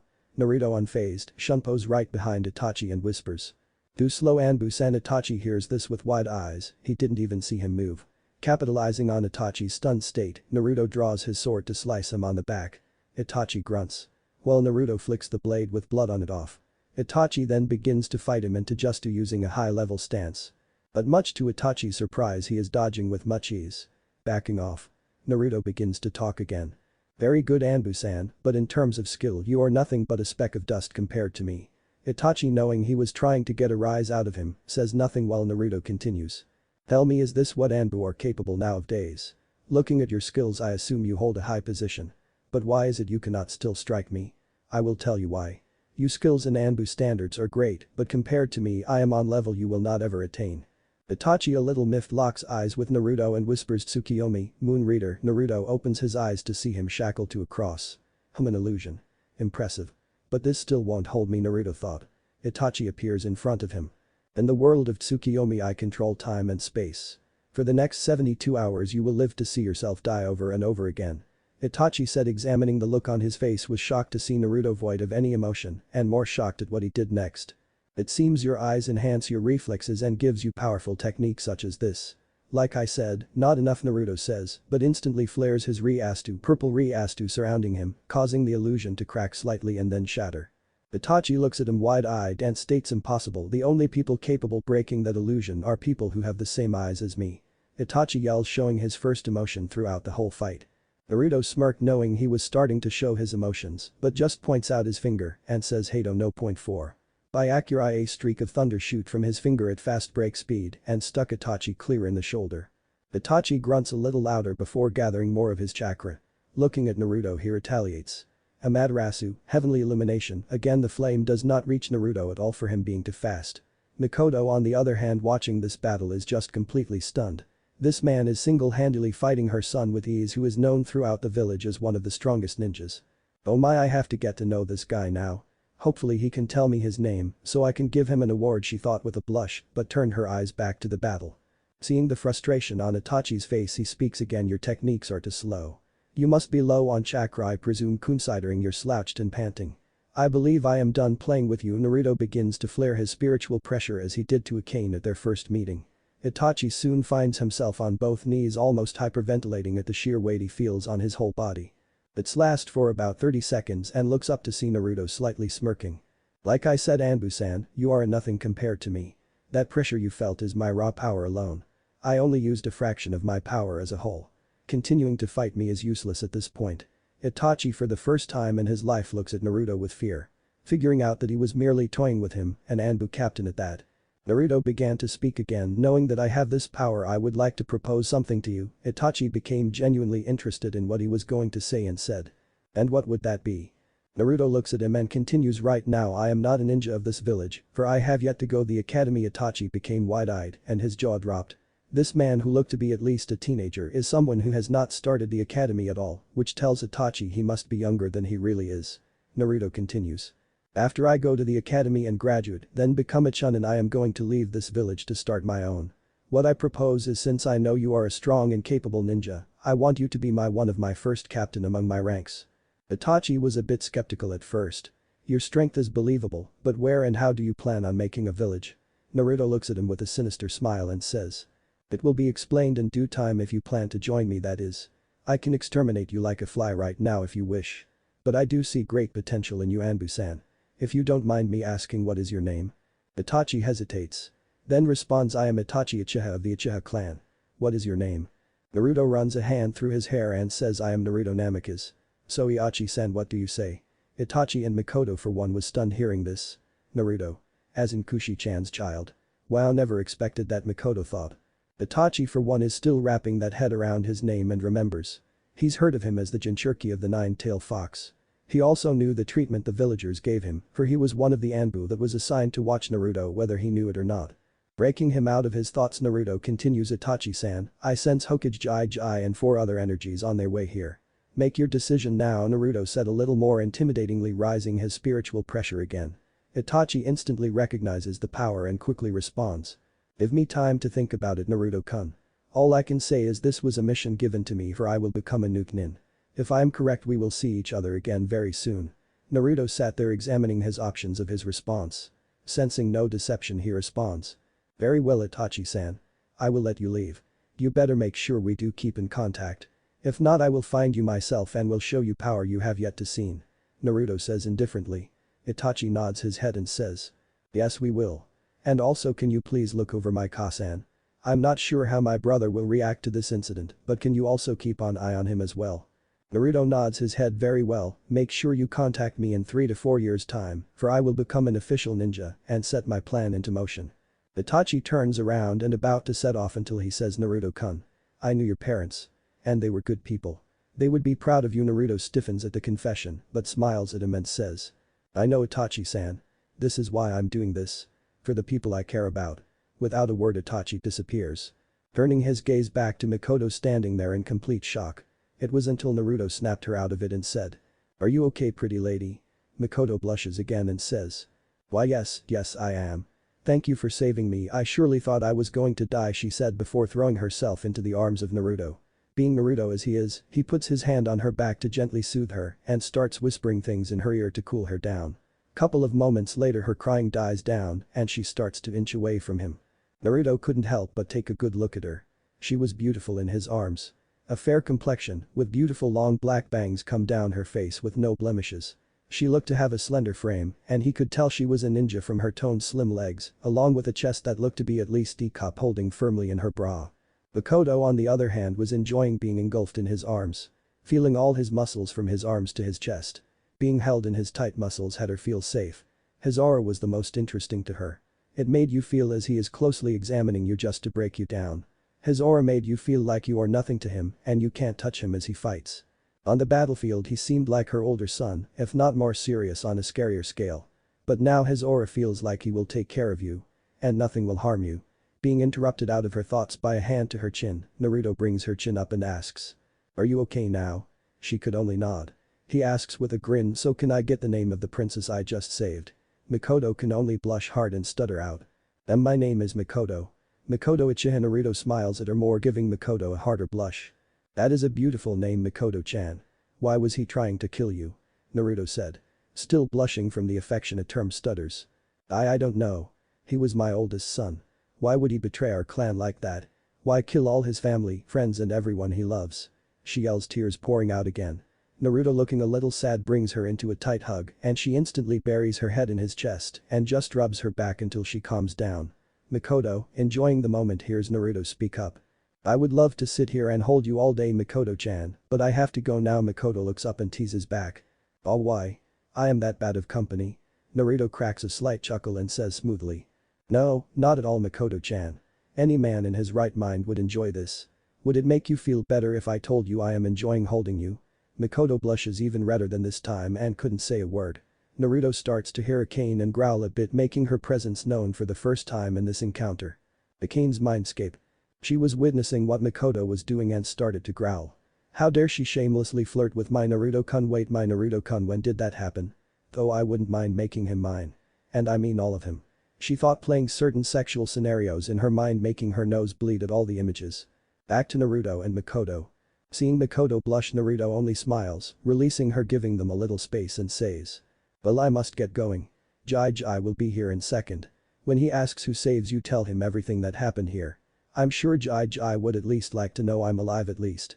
She nods her head as Naruto turns around to try and get back to the forest, but hears something from Makoto that makes him flinch. Where are you going, and is it true? Are you going to leave this village? Naruto stops and stands still. Turning around to look at her, he sighs and runs a hand through his hair and says. Yes, I am. When I become of Chunin rank, I will leave this wretched village to start my own. Makoto says, I want to go with you, she says. Making Naruto slightly stunned before reining himself in. What would be your motive? You have been in this village your whole life. What would be in it for you to defect? You still have a child here. Why? Naruto said, turning his facial features serious. I have nothing to live for except my son. I won't know how this will affect him in the future. I believe he will seek revenge. I'm hoping I can steer him away from that. But all I know is I want to start anew. This place will only serve as a memory of what happened, Makoto retorts. Naruto, studying here, seeing the logic in her statement, speaks up. Very well, you can come. But you will have to wait a couple years. For am I on a training with my sensei away from the village? Makoto nods and asks. So you're coming back then in a few years? What if you don't come back? What if you decided to leave me? Where am I going to go? What am I going to do? She yells hysterically. Not knowing how to proceed and get her to quiet down, he does what he thinks is right at the moment. Walking towards her, he gently grabs her cheek and caresses it. Then follows it up with a deep, searing kiss to her lips. Makoto was stunned for a moment before deepening the kiss. Surprising Naruto by her actions, he begins to deepening as well, making her moan into the kiss. A few seconds later, he's the first to pull back and says. There. Remember that kiss, Makoto-chan. It's my promise to you that I'll be coming back. Without another word, he shunpos out of the compound back to the forest to try and catch up with Aizen. Makoto, still in a daze, thought one thing: wow, he has the softest lips ever. And has a great kisser. Makoto suddenly hears a voice. Makoto-chan, are you alright? She hears someone say. She focuses her gaze on the person, and it appears to be Sarutobi and Samanbu behind him. Hello, Hokage-sama, and yes, I am fine. Sarutobi notices her glazed eyes and asks what happened here, who did this? Makoto began to explain how everyone in the compound got slaughtered by her oldest son, even her husband, leaving everyone dead except her son. Then she tells about how she almost died if it weren't for a blonde swordsman. Sarutobi, being a little more interested, asked who it was. Her answer shocked Sarutobi. Explaining it was Naruto, she began to tell him how he beat Itachi with ease and was toying with him. This further shocked Sarutobi to his core. He knew Itachi was one of the best ninjas in the village. Even the Anbu were amazed. No one was ever up to Itachi's level during his time in the Anbu. Hearing that an 8-year-old was capable of feats shocked them. Especially a purple-haired sword-loving kunoichi in the group. Remembering what he looked like in the Forest of Death, she began to blush under her mask. But what interested her was the boy's supposed sword skill. She knew Itachi-senpai was excellent at sword and had almost no flaws. She knew she had to meet him and maybe test her skills. Sarutobi was in deep thought about it. Naruto-kun, it's almost only 1 year and you're able to single-handedly defeat one of my best operatives. What of training have you been doing? Sarutobi, snapping out of his thoughts, tells Anbu to fetch Sasuke and get him and Makoto to the hospital. Both Sarutobi and Makoto ended their night with thoughts of the same blonde boy. But Naruto. A couple minutes later, reaching a clearing, he spots Aizen meditating. Aizen, sensing him, speaks up. How is it, Naruto-kun? Naruto sits down next to him and lays back on the grass to gaze at the sky and says.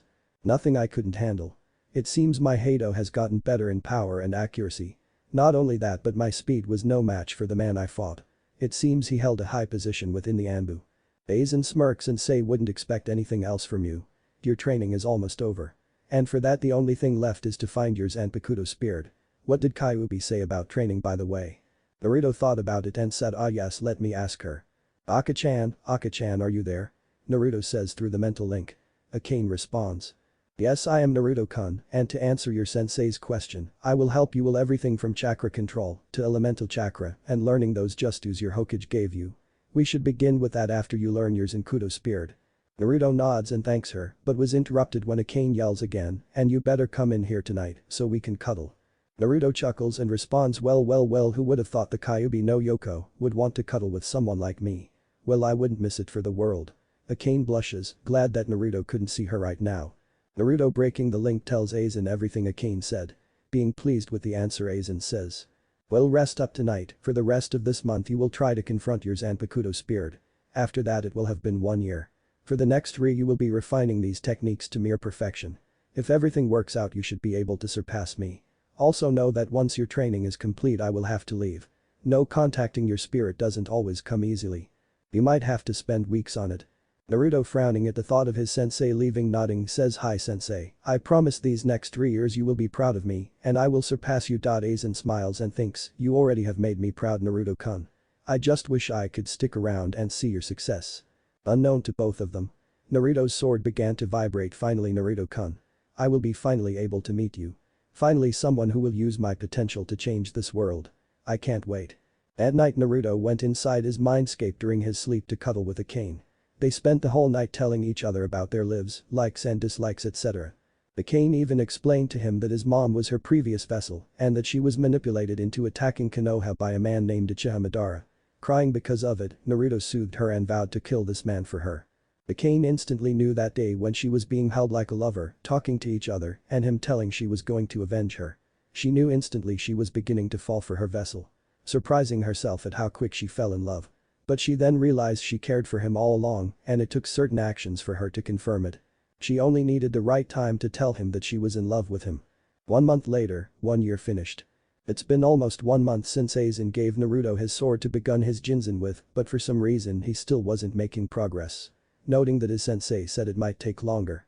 He started to clean the sword, making sure it was shiny.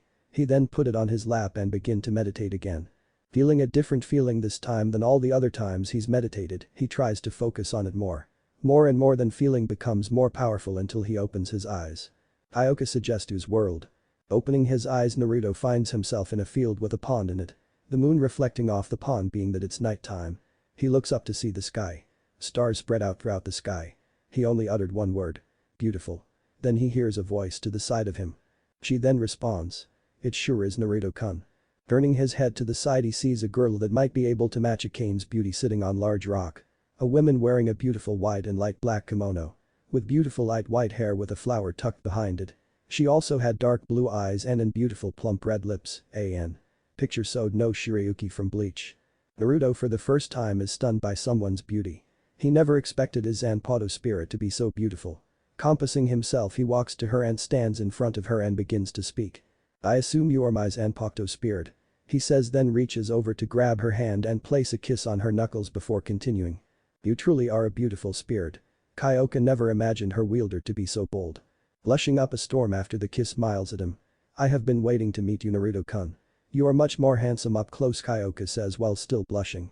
Naruto smiles and replies, thank you, but while you can give me a word to describe my looks, I have yet to find a word that fully describe your beauty. Kyoka, now blushing even redder than before, said. You are very smooth with words, Naruto-kun. I only call it how I see it. So what do you mean when you said you have been waiting for me? Naruto says. I have been watching your training. And let me say I am impressed. Your resolve is unshakable. And your determination is, I know, will not waver. I know for a fact you will be able to wield me at higher state than Aizen can. Kyoka said, trying to control her blush. Silence reigned over them for a few minutes before Kyoka speaks up. Tell me, Naruto-kun, do you know my name? For a minute Kyoka looks at him silently, hoping he does. Naruto gazes at her with a soft expression and says. Of course I do, my beautiful mirror flower. It is my honor to meet you, Kyoka suggests to Kyoka. All of a sudden lunges at Naruto and starts to kiss him with much need. Very shocked that his Zanpakuto spirit is kissing him, decides to give her what she wants and deepens the kissing. Sucking on her top lip. Then proceeding to using their tongues. After 5 minutes and much need air, she snuggles into Naruto's chest and whispers. I'm so glad you know my name, Naruto-kun. Naruto, with his chin on top of her head, says. I'm glad too. I know that with you by my side I will become feared throughout the shinobi world. We will do this together. Without another word he steadily puts her at arm's length and says, I need to get back now. I promise I will visit you often. Goodbye, Kyoka-chan, and with that giving her a kiss to the forehead, then fades away. Kyoka sitting there on the rock thinking about the lips that just graced not only her forehead but lips and the term he used her name in. Such a kind soul for those he cares about, yet a man who will not fear to cut you down at an instant. You won't have to be alone anymore. I will always be there for you, Kyoka thought out loud. She was interrupted from a voice of a female behind her. I see you meet him too. She turns around to see a cane leaning against a tree. Kyoka responds, yeah. He is wonderful man. Not to mention a cute one. At that Akane chuckles. You got that right. So what's your name? Considering now that we share the same mindscape. Kyoka stands up, walks over to her, puts out her hand out. Kyoka suggests to, she says. Akane accepts the greeting. Well, I am the Kyuubi no Yoko, but you can call me Akane, she says. Kyoka was then spoke. Nice to meet you. At least I have someone here to talk to. Akane nods her head. I agree, it does get pretty lonely in here. But now at least he has 2 women that will love him and never leave him alone, no matter what. Kyoka looks at her in surprise. How do you know that I'm in love with him? Akane can only laugh again. That look you had on your face when you talked about him. It's the same look I get when I see him or think about him. The look of wanting to love him, Akane says with a dreamy sigh. Kyoka blushes. Well, at least we have one thing in common, Kyoka says with a slight giggle. Akane speaks, not only that, but I think there is another girl gunning for him. So we got competition now. Kyoka simply states, grinning with a little blush. Well, it matters to me not. For me and Naruto I know will become close within the next 3 years. Hopefully very close. You and me both, sister. Akane and Kyoka giggle. Back to the real world. But that Naruto woke up with a sudden surge of Ryatsu. Alerting Aizen, he comes to see Naruto's purple Ryatsu even thicker and denser than before. With the sudden flow stopping, he gets Naruto's attention. Well, I see you found out its name. Your Ryatsu is much heavier now, he said with a smile. Naruto only nods, then gets up to stretch. Yes, I did, Naruto said, admiring at the blade. He began sensing the slight hum. Then he hears her voice. Stop looking at me like that, Naruto-kun. You're making me blush. Kyoka-chan. Naruto said. Yes, it's me. I'm glad we can talk now, Naruto-kun. Now that you know my name we have a stronger bond, thus sharing my mindscape here with Akane, Kyoka said. Hi, Naruto-kun. Akane piped up excitedly. Well, hello my beautiful vixen, Naruto said. Akane on the other hand blushed while Kyoka pouted. Oh, Naruto-kun, what about me? She asked cutely. Naruto smiled. Well, how can I not notice my beautiful moonflower of equal beauty as well? He said smoothly. Kyoka blushed, that's more like it. Snapping Naruto out of the conversation, Naruto continues, now that I have found my blade, I am now ready to perfect my Shinigami skills, along with my Shikai and Shinobi skills. Aizen looks at him seriously. These next 3 years are only going to get harder. You will have to push yourself through a level I could have never attained. You will aim to be perfect in all skills of Shinigami and Shinobi skills alike. Are you sure you want this? Aizen said. Without a doubt of hesitation he said, I understand the trials that I will face and I am ready to move forward. Especially with my beautiful moonflower and vixen and you, Aizen sensei. Right. Naruto said in his head.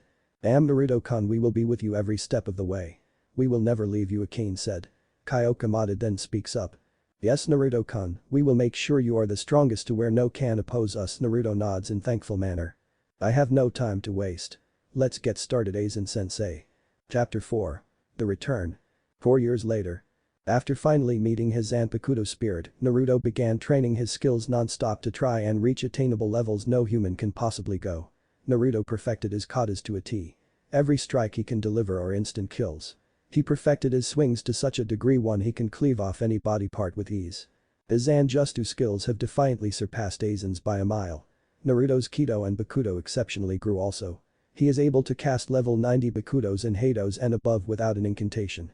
His flash step has also increased, he is faster than Aizen now, to the point he is untraceable to the human eye. Him and Kyoka Sagestu trained with each other constantly. She explained to him about her Shikai's effect. She mentioned that whenever anyone takes at least one glance at the sword they will be in complete hypnosis, being able to control a person's 5 senses. Touch, smell, sight, hearing and taste. He began to train with her extensively, and with that the relationship between Kyoka and Naruto deepened, making the tactics for the use of the Shikai incredible. They started to bond so much Naruto would come in the mindscape every night to cuddle or talk with her. After training his Shinigami skills, Akane began to teach Naruto about chakra. Akane first helped him by unlocking his chakra. He naturally had an enormous pool of it combined with his Ryastu. He then began to work on basic chakra control, and with this he would be able to perform justus without wasting extra energy. He knew that his Shinigami skills would be the skills he will be using the most of the time, but he thought it would be good to have some variety. So for a couple months he worked his chakra control to at least mid-Jounin Anbo level. He also mastered the scrolls that his Jai gave him to a high degree. In the scrolls were wind techniques which Akane believes he has a strong affinity for, water which he is decent at, and fire which he was not good at, along with the 3 academy justus he will need to know. Just like Kyoka, Akane and Naruto also got to spend a lot of time together in his mindscape. They both grew close to each other, almost like lovers. It was hard for Akane not tell him she was in love with him. She was afraid of what Naruto might say, so she kept hidden to try and find the right time to tell him. So far Naruto's skills were above and beyond he could have hoped for. So where do we find our blonde hero now? Here we find him walking on a dirt road back to the village. His appearance has dramatically changed. Standing at 6'4" with a lean frame. Hair that flows even more than before. With his hand laying on the hilt of Kyoka sitting snugly on his left side. He no longer sports his civilian clothing anymore. He wears the exact replica of Aizen's outfit. All white, high-collared with black trimmings with a purple-like waistband. He decided to wear this in honor of Aizen and for what he has taught Naruto. Naruto and Aizen grew very close within the years, moving past the sensei and student relationship. To almost a degree of father and son. For Naruto he had no problem calling him Tusen, especially for all the things he taught him. To be manipulating, cunning in battle, sharp and prepared. To know your opponent's moves, making a plan so you're 3 steps ahead of them. Thinking about it now. He lost the only person he could have called close to being a father. Flashback. Shatter. Kyoka Sagestu. Naruto says, his body shattering like glass. With long slash to his Aizen's back. Aizen, knowing he can't keep up, he shakily walks forward with a smile and slumps down before speaking. You have done well these past years, Naruto. You have surpassed me in many ways. You have excelled at everything I have taught you. All there is left to do now is go back to your village and show them who you have become. Naruto turns around and bows. Thank you, Aizen-sensei. If it weren't for you or the Hokage I would not be here in the first place. I owe all my skills and training to you. Aizen smiles, stands up and looks at his hand slowly withering away. Naruto yells, Aizen-sensei, you're disappearing. It seems so, Naruto. I believe my purpose here has been fulfilled. I guess this is goodbye, Naruto, Aizen says with a slight smile. Naruto on the inside wanted to cry and hug his sensei, but on the outside he know he shouldn't. In memory of Aizen's training he told himself he will remain calm and collect as ever. Naruto walks up to him eye to eye. Aizen-sensei. We have been together throughout these years. You have taught me many things. You showed me what it's like to have someone care for you. I know this might sound weird and I know I have a real father, but I've always considered you one too, Naruto says smiling. Aizen goes wide-eyed at his confession. But then just smiles a true smile for the last time. I know you have, Naruto, and I am honored to think you gave me a title that means so much. You know what's funny? A couple hundred years ago I would have never involved myself with such trivial things such as emotions. In my mind I believed it slowed me down in my conquest of power. Isn't ironic that now thinking about the things I've done in my past life and training you for years, I just couldn't help but grow fond of you, Naruto-kun. Aizen continued. Close your eyes Naruto, I want to give you something. Naruto closes his eyes. Aizen then materializes the same clothing he has on. Okay Naruto, open your eyes. Naruto then opens his eyes and sees the same outfit Aizen is wearing in his hands. I thought you would need some new clothes on your way back. Just a little something you can remember me by. Naruto takes it in his hand, threatening to shed tears. He goes behind a tree to change. He comes out looking like an exact replica of Aizen. Well, you look pretty good Naruto, Aizen says. Thank you Aizen. Scene no thank you San. Naruto says, bowing. Aizen's arm then his body began to fade. Well, looks like I'm being absorbed now. Never stray from your goals Naruto. Make me proud. Show them a true power of a god. Aizen then vanishes. Closing his eyes with a lone tear falling out, whispers. I will Aizen sensei. I promise. With it he begins to walk out of the forest. Back to Naruto. As Naruto was reminiscing, he hears a couple men from the trees and bushes and a woman screaming far ahead. Naruto, being curious, sets out to find where the noise is coming from. Hopping from tree to tree, he spots where the noise is coming from. He sees what it looks to be like ninjas, but not from the village of Konoha. But what grabs his attention is this woman on the ground with multiple cuts, bruises and some torn clothes. His attention turned to her beautiful ruby red eyes. They resembled Itachi's, but more beautiful and majestic. He can tell she was a kunoichi from the hit she was wearing and the pouch for weapons. But what they started to do made his blood boil. Normal POV.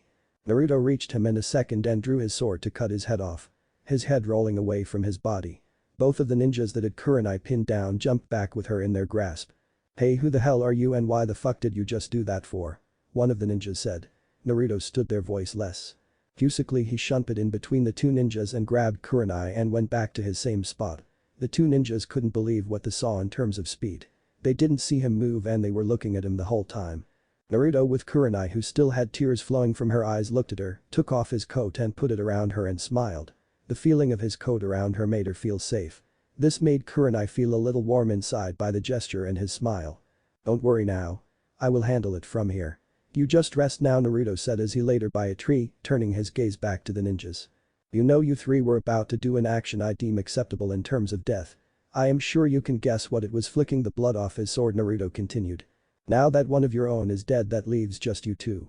Tell me, were you planning on taking part of your leader's actions? The two Kumo ninja looked at him as if they had seen a ghost. Both were having a hard time trying to utter a word until one spoke up. No man, we didn't want to do anything. He forced us both. Said one of the man shakily, knowing that this man can end his life with just a swing of his sword. Naruto, looking at him, said. You believe I am naive enough to not know that you guys suggested it in the first place? Obviously you do not take me seriously. Allow me to show you how serious I am. Knowing he was going to attack, the two ninja decided to attack first. Both throwing many shurikens and kunais at Naruto. Naruto only closed his eyes until he was both behind them in a flash, sheathing his sword. Walking back to Kurenai, the two ninjas can only stare at his back as both of their heads rolled off their body. Kurenai watched in complete shock at how easily he handled the three ninja. Snapping her out of her thoughts. Excuse me miss, are you okay? Naruto said, softly smiling. Kurenai thought his smile is beautiful before responding. I am. I was so scared I thought I was going to die and they were going to. Before she can finish another word, she felt two muscular arms around her. Naruto whispered. It's okay. Let it out. They are not here anymore. They can't hurt you. Kurenai instantly hugged him tighter, knocking him on his butt, and sobbed out loud.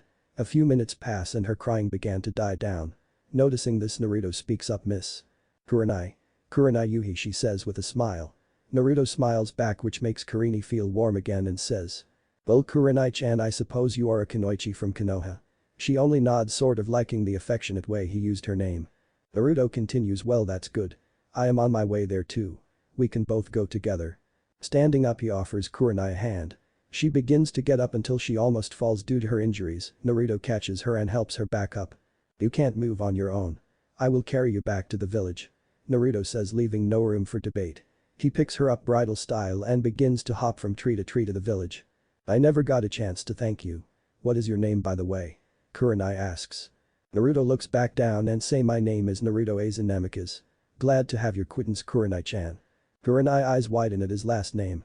But while she was in his arms, she turned her gaze slightly up to look at this blonde man. Namikaze. Is he related to the fourth?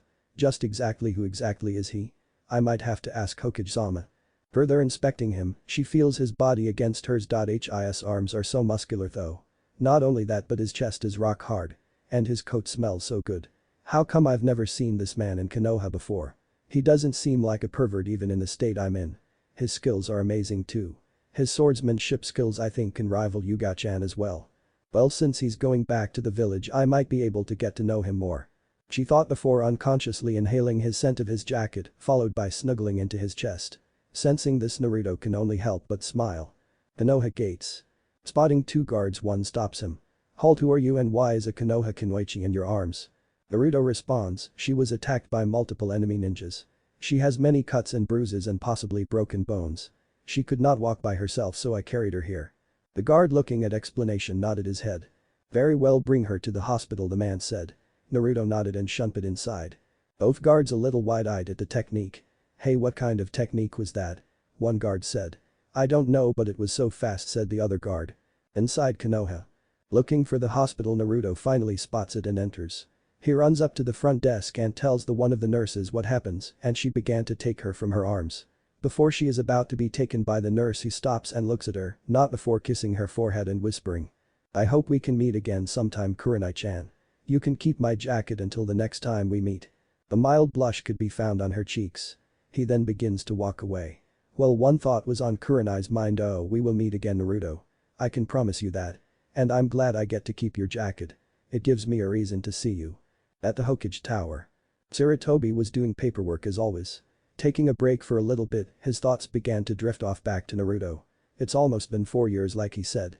He wasn't sure if he was coming back, but he surely hoped so. He hears a knock on his door. "Come in," he says. He spots Makoto Uchiha enter.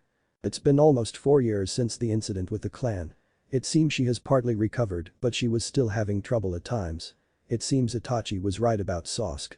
Ever since he recovered from the incident, he began to train non-stop to try and get revenge for what his brother did. Makoto tried her best to try and steer him away from getting revenge, but it didn't work.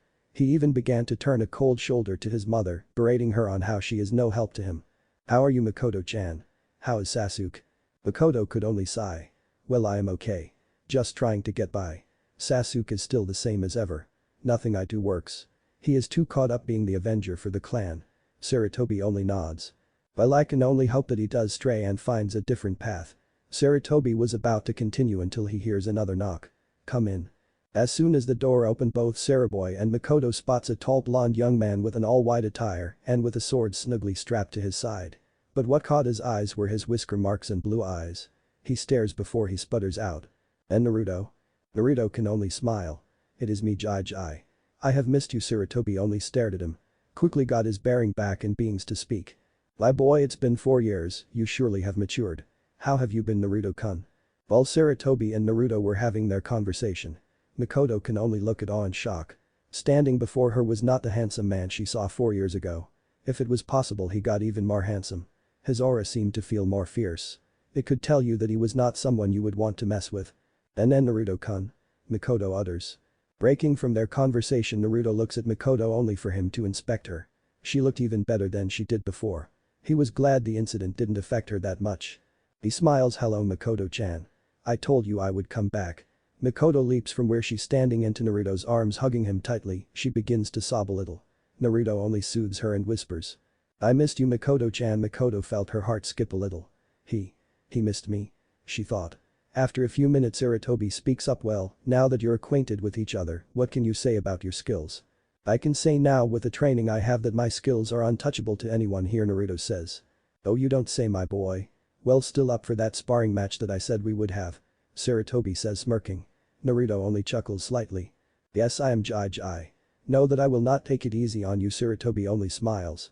"Wouldn't have it any other way, Naruto-kun. Now that you're here, I have to tell you something." Naruto intently listening. "I believe you will want to take up the last name of your father, I assume.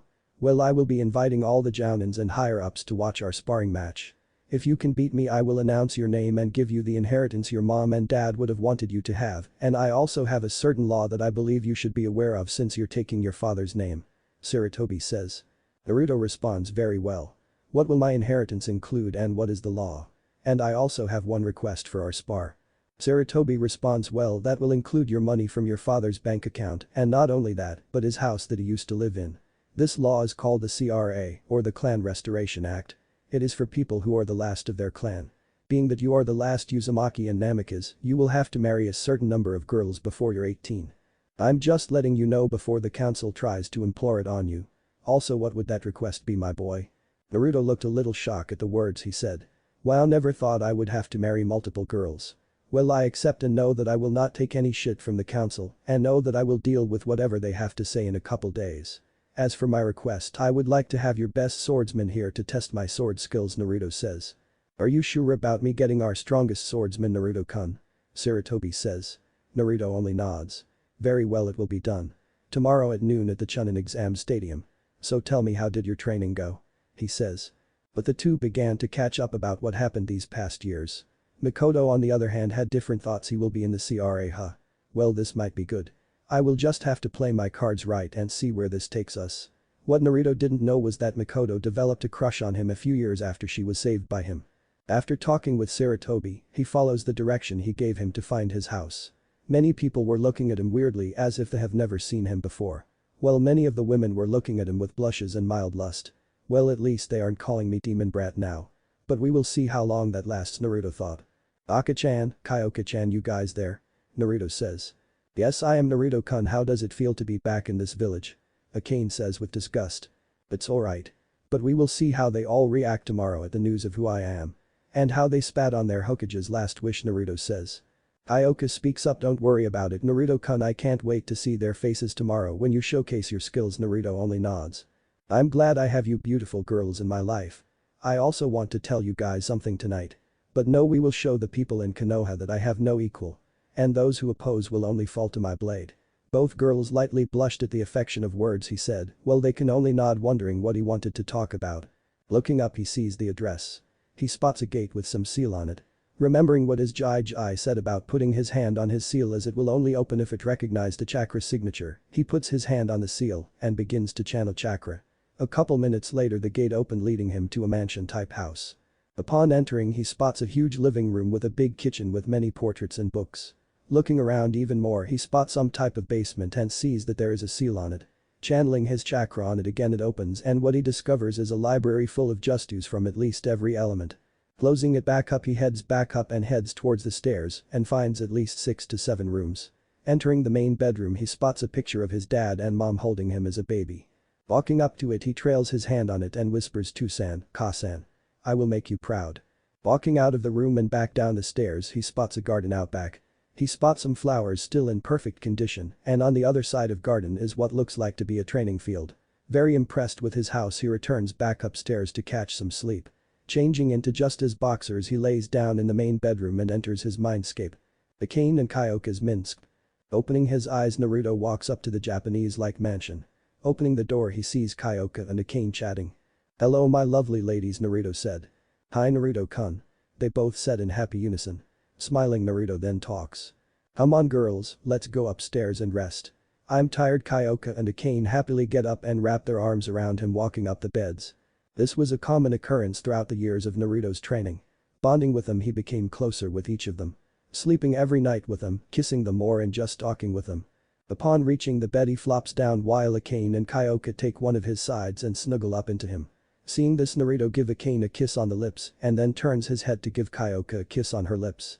Both girls letting out a dreamy sigh. Silence was there for about 5 minutes till Naruto spoke up. Girls, I have an important question to ask you, and before you speak let me finish.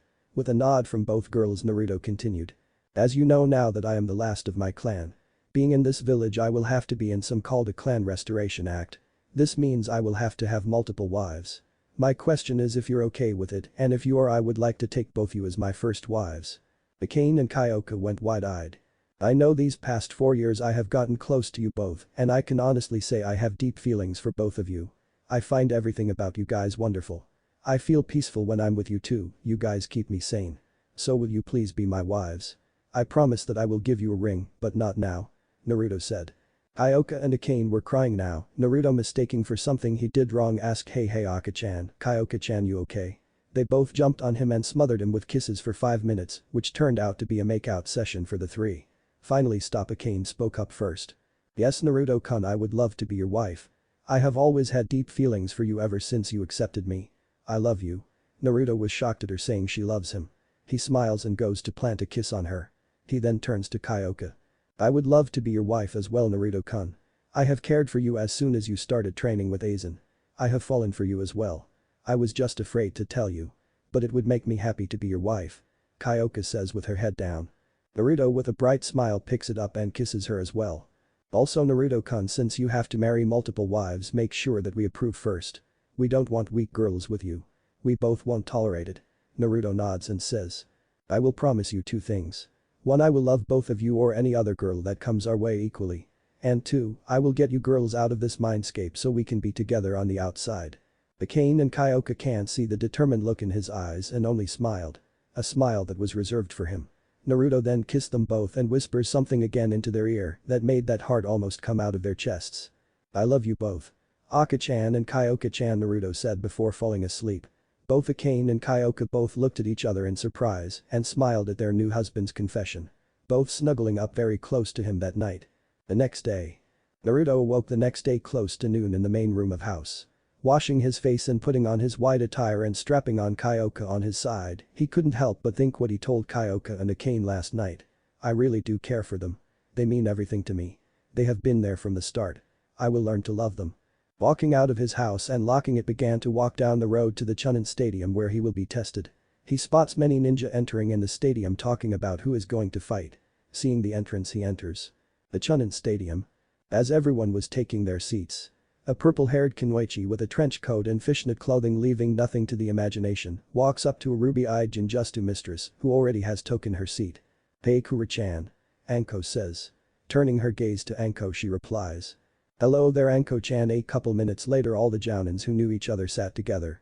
A man named with grey gravity-defying hair was spotted with them, also reading his little orange book, making the women around him a little peeved at first. Also a man with a cigarette in his mouth and a scruffy full-on beard was there taking his seat right next to Kurenai, much to her dismay. A man with a bowl-shaped haircut and green spandex also sat near them, yelling something about the springtime of youth. These were Kakashi Haddock, Asuma Saratobi and Might Guy. Anko then speaks up. So who do you think the guy is that's going to sparring with the old man? Everyone wondered about this also. I'm not sure, Anko-chan, although he must be good to have Hokage-sama invite everyone here to watch, let alone spar with. Hi. Kakashi said. Well, Guy shouted, his skills must be so youthful to have has come here. Right, Kakashi, my greatest rival.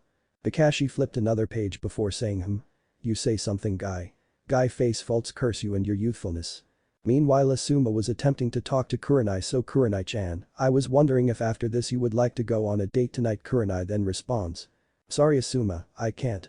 I'm having a girls' night out. Asuma, a little down, just says. Yeah, sure, okay, maybe next time. While Asuma was back to thinking of a way to get her to say yes to a date. Well, Kurenai was thinking about a certain blonde man. Maybe I should try and find him after this. I didn't even get a chance to thank him properly. Pluses still have his jacket. Shaking her out of her thoughts, she heard the Hokage-sama speak up. Upon hearing his speech, the mystery man entered. Looking closer, Kurenai spots the man she was thinking about. Blonde hair, slim figure and all. Without consciously thinking, she yells, Hey Naruto-kun. Having everyone in the stadium look at her. Shinobi Council sighed. Makoto was on the other side of the stadium with all the whole Shinobi Council present. All that were present were the heads of each respective clans. Starting with the Hyugas, the Naras, the Akimichis, the Yamanaka, the Inyazukas, the Aburame and the Uchiha clan. Each clan represented by their heads there.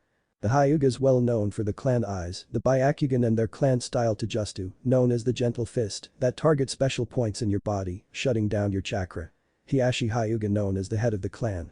Having long black hair and wearing loose traditional robes accompanied with pupil-less wide eyes. Shikaku Nara, with 2 scars on the right side of his face. He had dark hair tied up into a spiky ponytail, dark eyes as well as a goatee. The Nara clan, known for the impressive IQ and laziness. They are masters at using the shadow to their advantage by trapping opponents and killing them.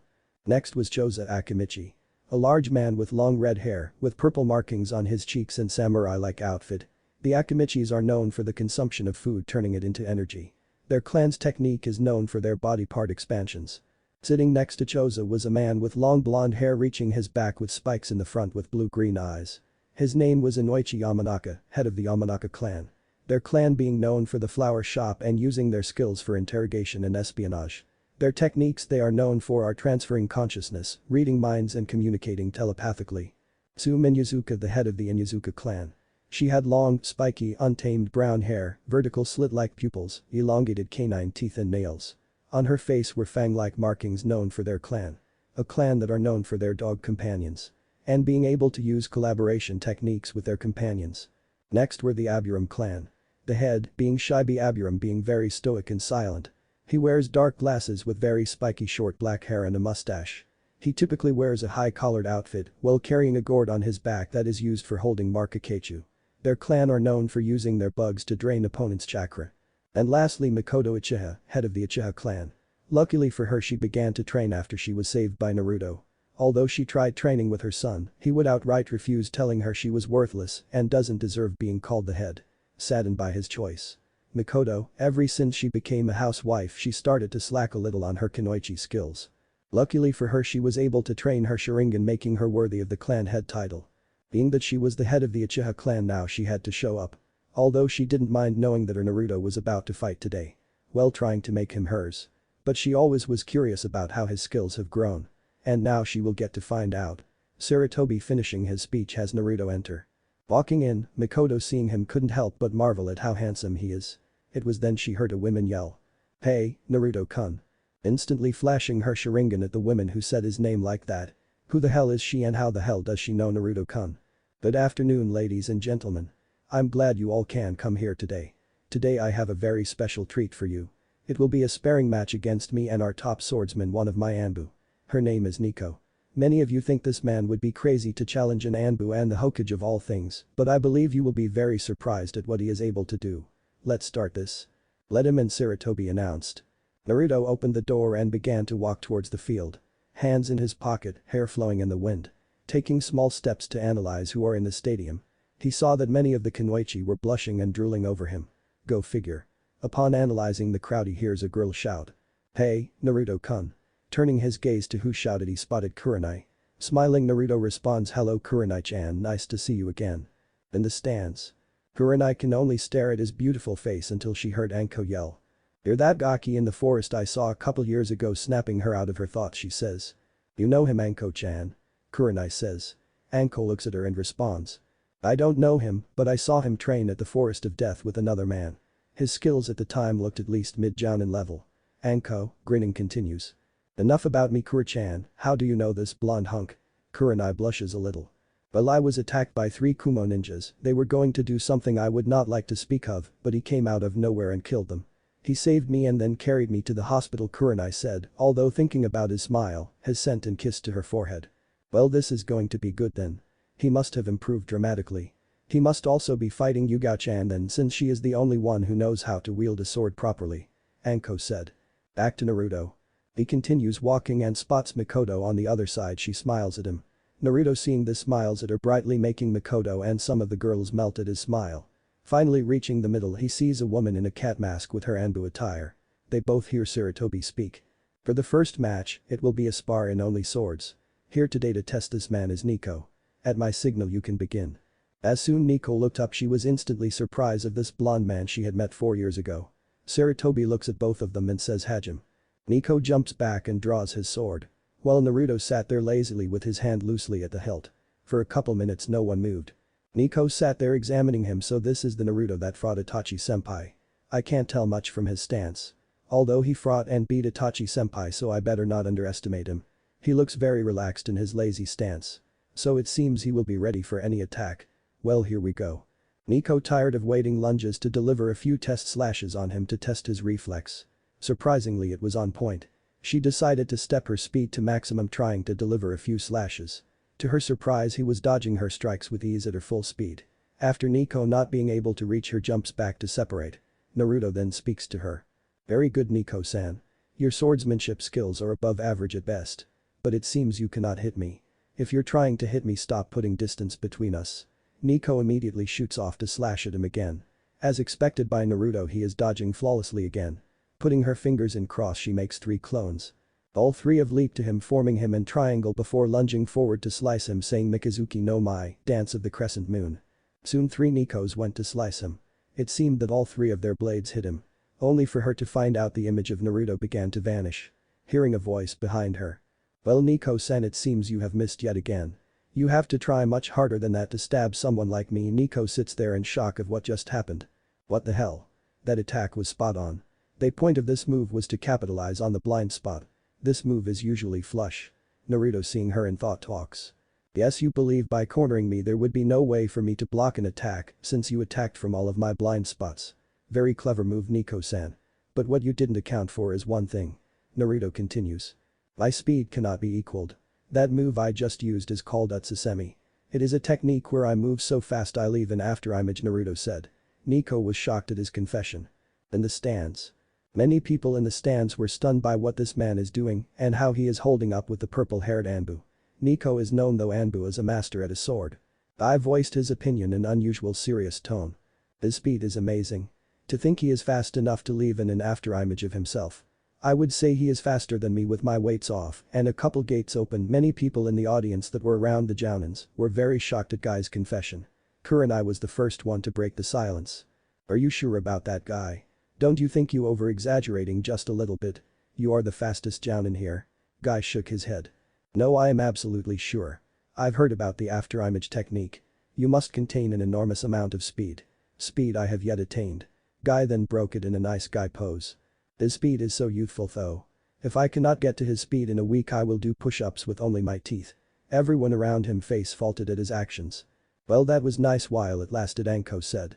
Kakashi puts his book down and pulls up his Sharingan to watch this fight closely, very curious to who this guy is. Well, this will only get interesting from here. Kakashi said. Kurenai and Anko were both thinking you just get more and more interesting. Makoto on the other hand was shocked at how Naruto was handling an Anbu operative. It seemed no matter how much Anbu Kunoichi tried she couldn't touch him at all. Many discussions began on the Shinobi Council. By his speed is incredible. And to think he will be sparring with Hokage-sama next, Noichi said. Well, based on his performance now I believe he should be evenly matched with Hokage-sama, Shikaku said. Sume and Makoto were wide-eyed. You really don't think that, do you, Shikaku-san? Sume asked. Shikaku was going to respond until Shibi interrupted. I believe Shikaku is right. Based on his speed alone he is able to counter every one of Nico's strikes. Nico is our best swordsman within the Anbu. What's more troubling is he has yet to display any of his skills with his sword or justus. Everyone can only take the information in. While the noble Hyuga was in thought with Byakugan active. I can't seem to follow his movements with eyes. Even when I'm straining, who is this man? Back to Naruto. Knowing that my speed cannot be equaled by anyone in this village, what will you do? Will you continue your fruitless attempts to slice me or will you forfeit? Nico then speaks up for the first time during the match. I will not lose. I will prove to you that I am worthy of the title of Konoha's sword mistress. Nico then lounges at Naruto with full strength and speed. As she approached, Naruto only stood there with his hands in his pocket with a stoic expression. As soon as the sword was about to come down on his head, Naruto raises his left arm, catching the sword with one finger, surprising the hell out of Nico and everyone in the audience. Nico then notices he is gone, but only for her to find him behind her, breathing in her ear. This is useless, Nico-san. Please forfeit. Naruto said, slightly sniffing her hair, making her shiver. My Nico-chan, your hair smells amazing. He began to touch it with his fingers, then eventually slide down his arm to rub her bare arm softly, then put his head on top of her shoulder and began talking. The operative Nico was blushing at his intimate actions, especially in battle. She then felt his head on top of her shoulder and his arm encircle her waist. She heard him whisper, she couldn't help but blush even more. Please, Nico-chan. Please give up. You are very good with a sword. You no doubt have my respect. Let's end this. With a sigh she could only nod and said in a whisper. Very well, I believe we should. Naruto only smirked and said, can I have your name by any chance, Nico-chan? Nico only stuttered out, it's Yugao Yuzuki. Well, Moonflower, huh? A very beautiful name. I wish I can get to see what you look like under that mask. I assume you must look like an angel. Yugao only blushed again. Well, maybe if you stick around you might be able to find out, she teasingly said. Naruto only smiled. Well, after this match is over, why don't you say we go and get to know each other better? Yugao could only nod. He steps back and nods to Sarutobi, giving him the signal for his win. The winner, Naruto Namikaze. Sarutobi said with a smirk. In the stands.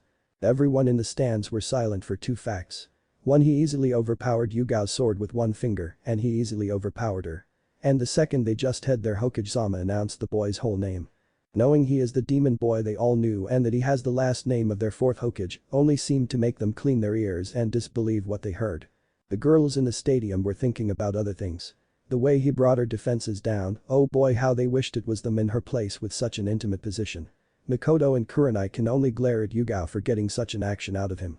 They both wished it was their shoulder his chin was on. After a moment of pure silence many people began to shout out of outrage for their Hokage said. Many shouts can be heard. The demon brat is back. One civilian shouted. No way that piece of scum is related to the Yondaime. Shouted a Jounin. Cries that were heard from the audience was enough. The Sandaime raised his killing intent silencing them. Naruto is in fact the Yondaime's son. I have the birth certificate and blood sample to prove it. And to think you all disrespected his last wish by treating his son like crap. I am very disappointed in you all he says pulling out a document and passing it to the Shinobi Council who held their heads down to what their Hokage said. Some Jounins in the audience were ashamed as well. The reason for this sparring match is because if he wins against me then I know he will be able to take his last father's name. Many of the ninjas began to whisper there is no way he will win against Hokage-sama. One Jounin said. Yeah the demon brat must have won this match by luck. While the whisper were going on all the Jounins except Makoto and Kurenai were surprised at the news of his last name. He was my sensei's son. Why? How? Why didn't Hokage-sama tell me? Kakashi thought. So this little Gaki is related to the Yondaime huh? Oh I defiantly want to get to know him now thought Anko. Yugao was too very surprised at the news as well. Everyone was interrupted from their thoughts and whispers when Sarutobi speaks up. Now this match will begin. With me the Hokage versus Naruto. A proctor with a sickly cough with Senbon needle in his mouth steps in the middle, signaling the start of the match. Looking at the Hokage and Naruto puts his hands down and says Hajime. Sarutobi took his Hokage robes off showing he is in his battle uniform. Naruto sits there lazily again with his hand rubbing his hilt. Naruto-kun please stopping rubbing me Kyoka says with a blush. I am sorry Kyoka-chan. Your hilt is so beautiful I can't help but marvel at it, Naruto said. Sarutobi then pulls out a shuriken and puts his hands together and says shuriken shadow clone technique. The one shuriken turned into hundreds flying at Naruto. Naruto only looked at it passively. Only before masking his arm with his purple Ryastu batting away the shuriken. Sarutobi looked a little surprised before forming more hand signs and saying Doten. Directen, Earth release. Earth Dragon Bullet, a dragon-like head of mud shoot out of the ground at fast speeds towards Naruto. Only for Naruto to shunpo out of the way. Your techniques are to slow Hokage Jiji. You can't touch me with any of your justus Naruto says. Sarutobi studies him before moving. Well my boy it seems you are good.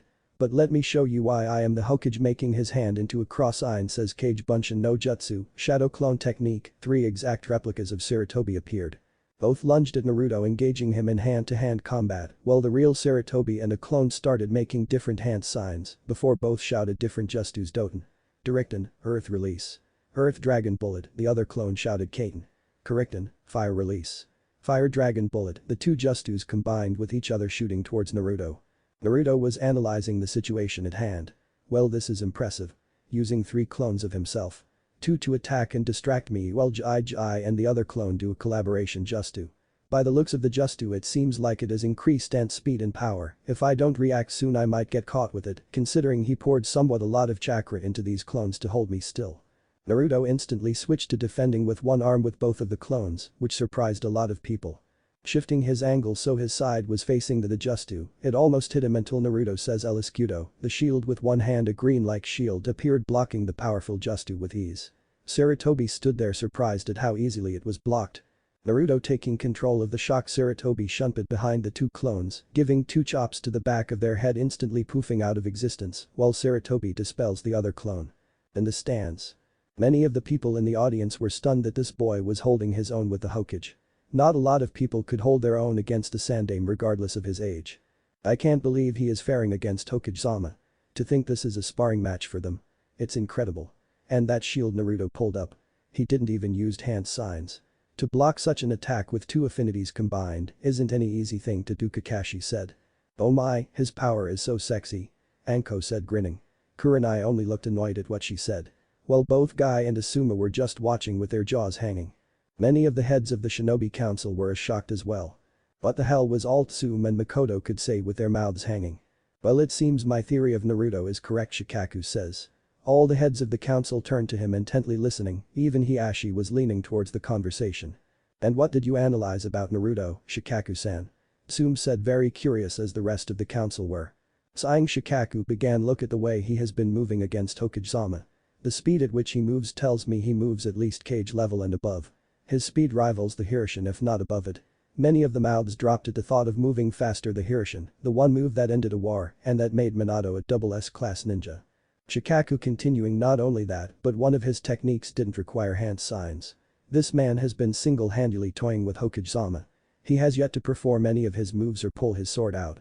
This tells me that his hidden moves must be stronger than they really are as well and he wants to hold some kind of trump card over him. When he starts to use his techniques I believe Hokage-sama won't be able to keep up. All were silent at his revelation.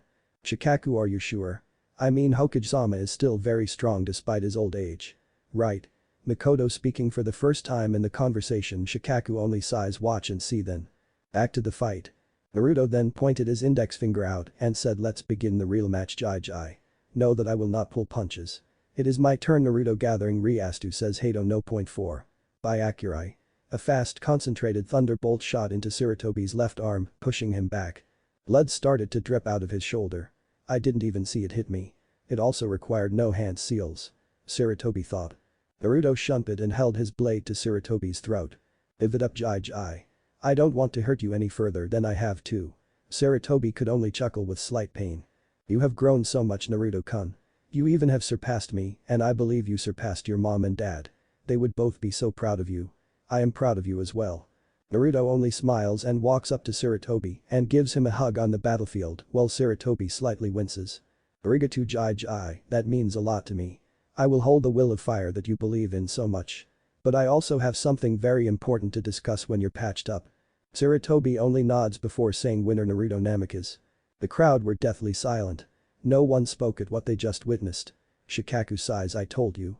He didn't even pull his sword out either. Well, it seems we have a above cage level shinobi on our hands. No one spoke for several minutes. Before they heard a clap on the shinobi council side, surprisingly Hiashi initialing it. More claps being to join in before the whole audience roared. Makoto and Kurenai screamed go Naruto-kun. The Jounins around Kurenai looked at her with weird looks before she turned her face away with a tint of pink on her cheeks at what she just said. While the heads of the shinobi council looked at Makoto as well with weird looks before she turned away blushing as well. Naruto could only look at everyone at the crowd with a passive face, but if you saw closely a slight smirk. Before Sarutobi speaks, well, you all saw it here. I deem Naruto worthy to carry his last name. He will receive his inheritance as well. Also he will have to be enacted in the CRA. At this many girls blushed and already had one thought on their mind. That concludes it for today. Thank you. Sarutobi Shunshin's making his way to the hospital. While Naruto began to walk away from the stadium, he soon encountered the whole shinobi council and some Jounins in front of him. Naruto stopped and placed his hand on his hilt. Shikaku seeing this spoke up first. Don't be alarmed Namikaze-san, we are only here to congratulate you on your match today with Hokage-sama. Many of the other heads nodded. Eyeing them curiously Naruto says. Yes, thank you. Who are you all by the way if I may ask? They begin to explain how they were the heads of the noble clans of Konoha. Shikaku then speaks up again Namikaze-san quickly interrupted by Naruto. Just call me Naruto. He said flashing his smile at which the girls present could only blush a little at how handsome he looked. Naruto, why didn't you try to end the battle quickly instead of toying with him? Naruto with an eyebrow raised says. Well, it seems you noticed, huh? Very observant of you. Well, I simply was trying to see what Jai was capable of. I'm sorry to say, but Jai can never hope to defeat me with his current skills, which is why I ended it. If I perceived him as a threat it would have lasted longer. Shikaku only nods confirming his theory of the boy. Looking at Makoto he smiles and says. Hello there Makoto-chan, you look lovely today. Makoto blushes. Why thank you Naruto-kun. You did very good with your match today, Makoto said still red-faced. Naruto walks up to Makoto gently stroking her cheek, surprising many of the head clan members says. Thank you Makoto-chan. Hopefully we can catch up later Naruto says walking away leaving Makoto to blush a little more. She notices the clan heads looking at her. What? She says in a slight daze before she walked away. Walking out of the stadium and to the Hokage Tower, many people were staring and whispering things about him being the Yondame's son and many things like that. Walking he heard Akane and Kyoka speak for the first time since the beginning of the battle. Hey Naruto-kun they both said. Hey girls, why didn't you speak to me while I was fighting? Naruto said. Kyoka spoke first, we didn't want you to lose any focus Naruto-kun, so we just stayed quiet. Naruto only nods. So how did you think I did? Akane responds. You did great Naruto-kun. All the training has paid off. You are possibly the strongest shinobi yet. Naruto smiles thank you Aka-chan, Kyoka-chan. I miss you girls both of them blushed before yelling. If you miss us so much then you better be here tonight to cuddle with us. Naruto slightly chuckles, of course I will. Who would miss out on a chance to cuddle with two lovely goddesses? Reaching his destination he walks through the entrance. Hokage Tower. Reaching the front desk he reaches a lady stationed there. Wanting to meet as his Jai, the lady directs him upstairs. Naruto knocked and heard enter. Before him stood his Jai and what it looked like to be many high-level ninjas among them, arguing until all their eyes met his. Before Naruto's arrival to the office, Sarutobi was holding his migraine, and right now, after he got patched up and went back to do work in his office, he was bombarded with all the jounins asking question about Naruto. It wasn't until one got his attention. "Sarutobi, why didn't you tell me Naruto was my sensei's son?" Kakashi said loudly. At the moment everyone stopped chattering to look at the two. Sarutobi remained silent. This scene seemed to remind him of when he told Naruto about his parents. Hoping it wasn't a replay of that, Sarutobi spoke up. "Kakashi, you took the deaths of your teammates and Minato's very hard. I doubt you could have done anything even if I told you. What did you do after it, Kakashi? You drowned yourself in Anbu missions trying to forget the pain of losing everyone near you. You simply weren't fit to take care of him." Kakashi instantly lunges and takes Sarutobi by the collar and pins him to the wall. At that moment the Anbu hidden that were hidden in place had their kunais ready to stab the ex-Anbu captain. "Kakashi-senpai, stop this," one Anbu said. Not loosening his grip, Kakashi yelled, "I could have at least provided him a home, something to eat. I know I wouldn't be there for him as much, but at least it would be something." Sarutobi only sighs. "Yes, it would have been something, but like I said before, you were in no position to take care of someone else when you couldn't take care of yourself. Be mad at me, Kakashi, but I did what was best," Sarutobi says. Loosening his grip on the Hokage he lets go. Then they all hear a knock. "Enter," Sarutobi says. In comes the topic of their discussion. Back to Naruto. Examining everyone in front of him he could tell some jounins were there still uncomfortable with him being in that room from their looks of their body language. Looking around he spots a purple-haired woman with a trench coat with a beautiful body eyeing him from head to toe. Doing the same he could tell she was very beautiful despite her provocative wear. When their eyes meet, he pierced his gaze into her. Like he was examining her soul. Anko, being captivated by his strong gaze, couldn't look away.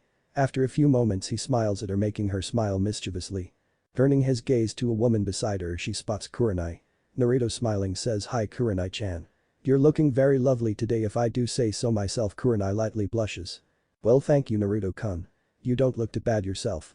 That was an amazing match you had today." "I'm surprised at how strong you are," Kurenai said, still lightly blushing.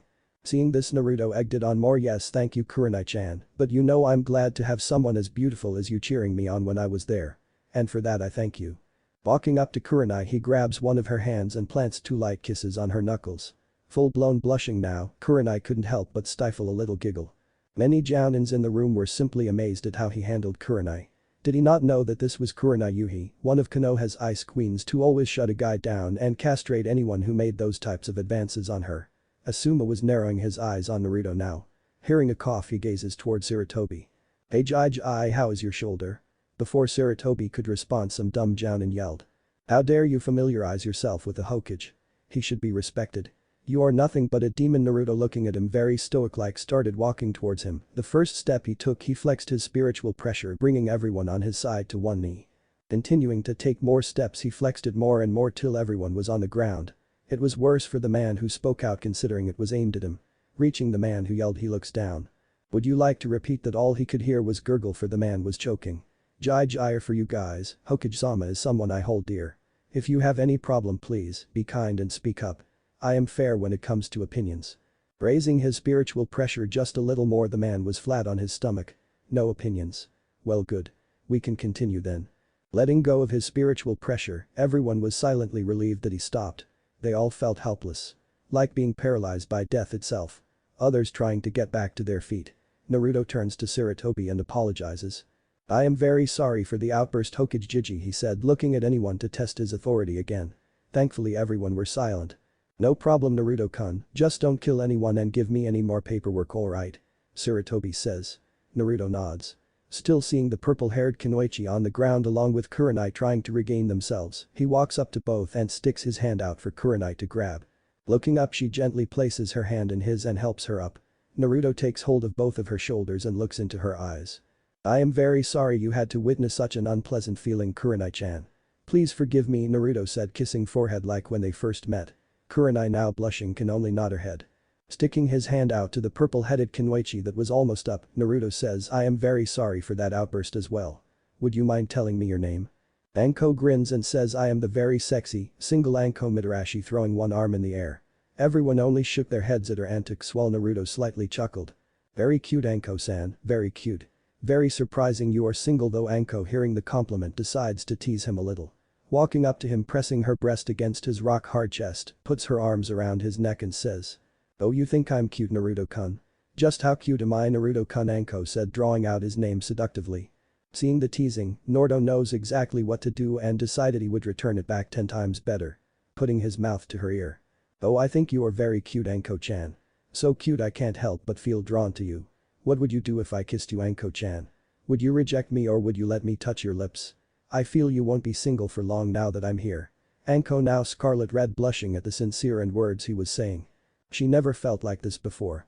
Not only that, but she was being severely out-teased by this man. Anko then feels lips on her neck, they feel like they're moving up and up.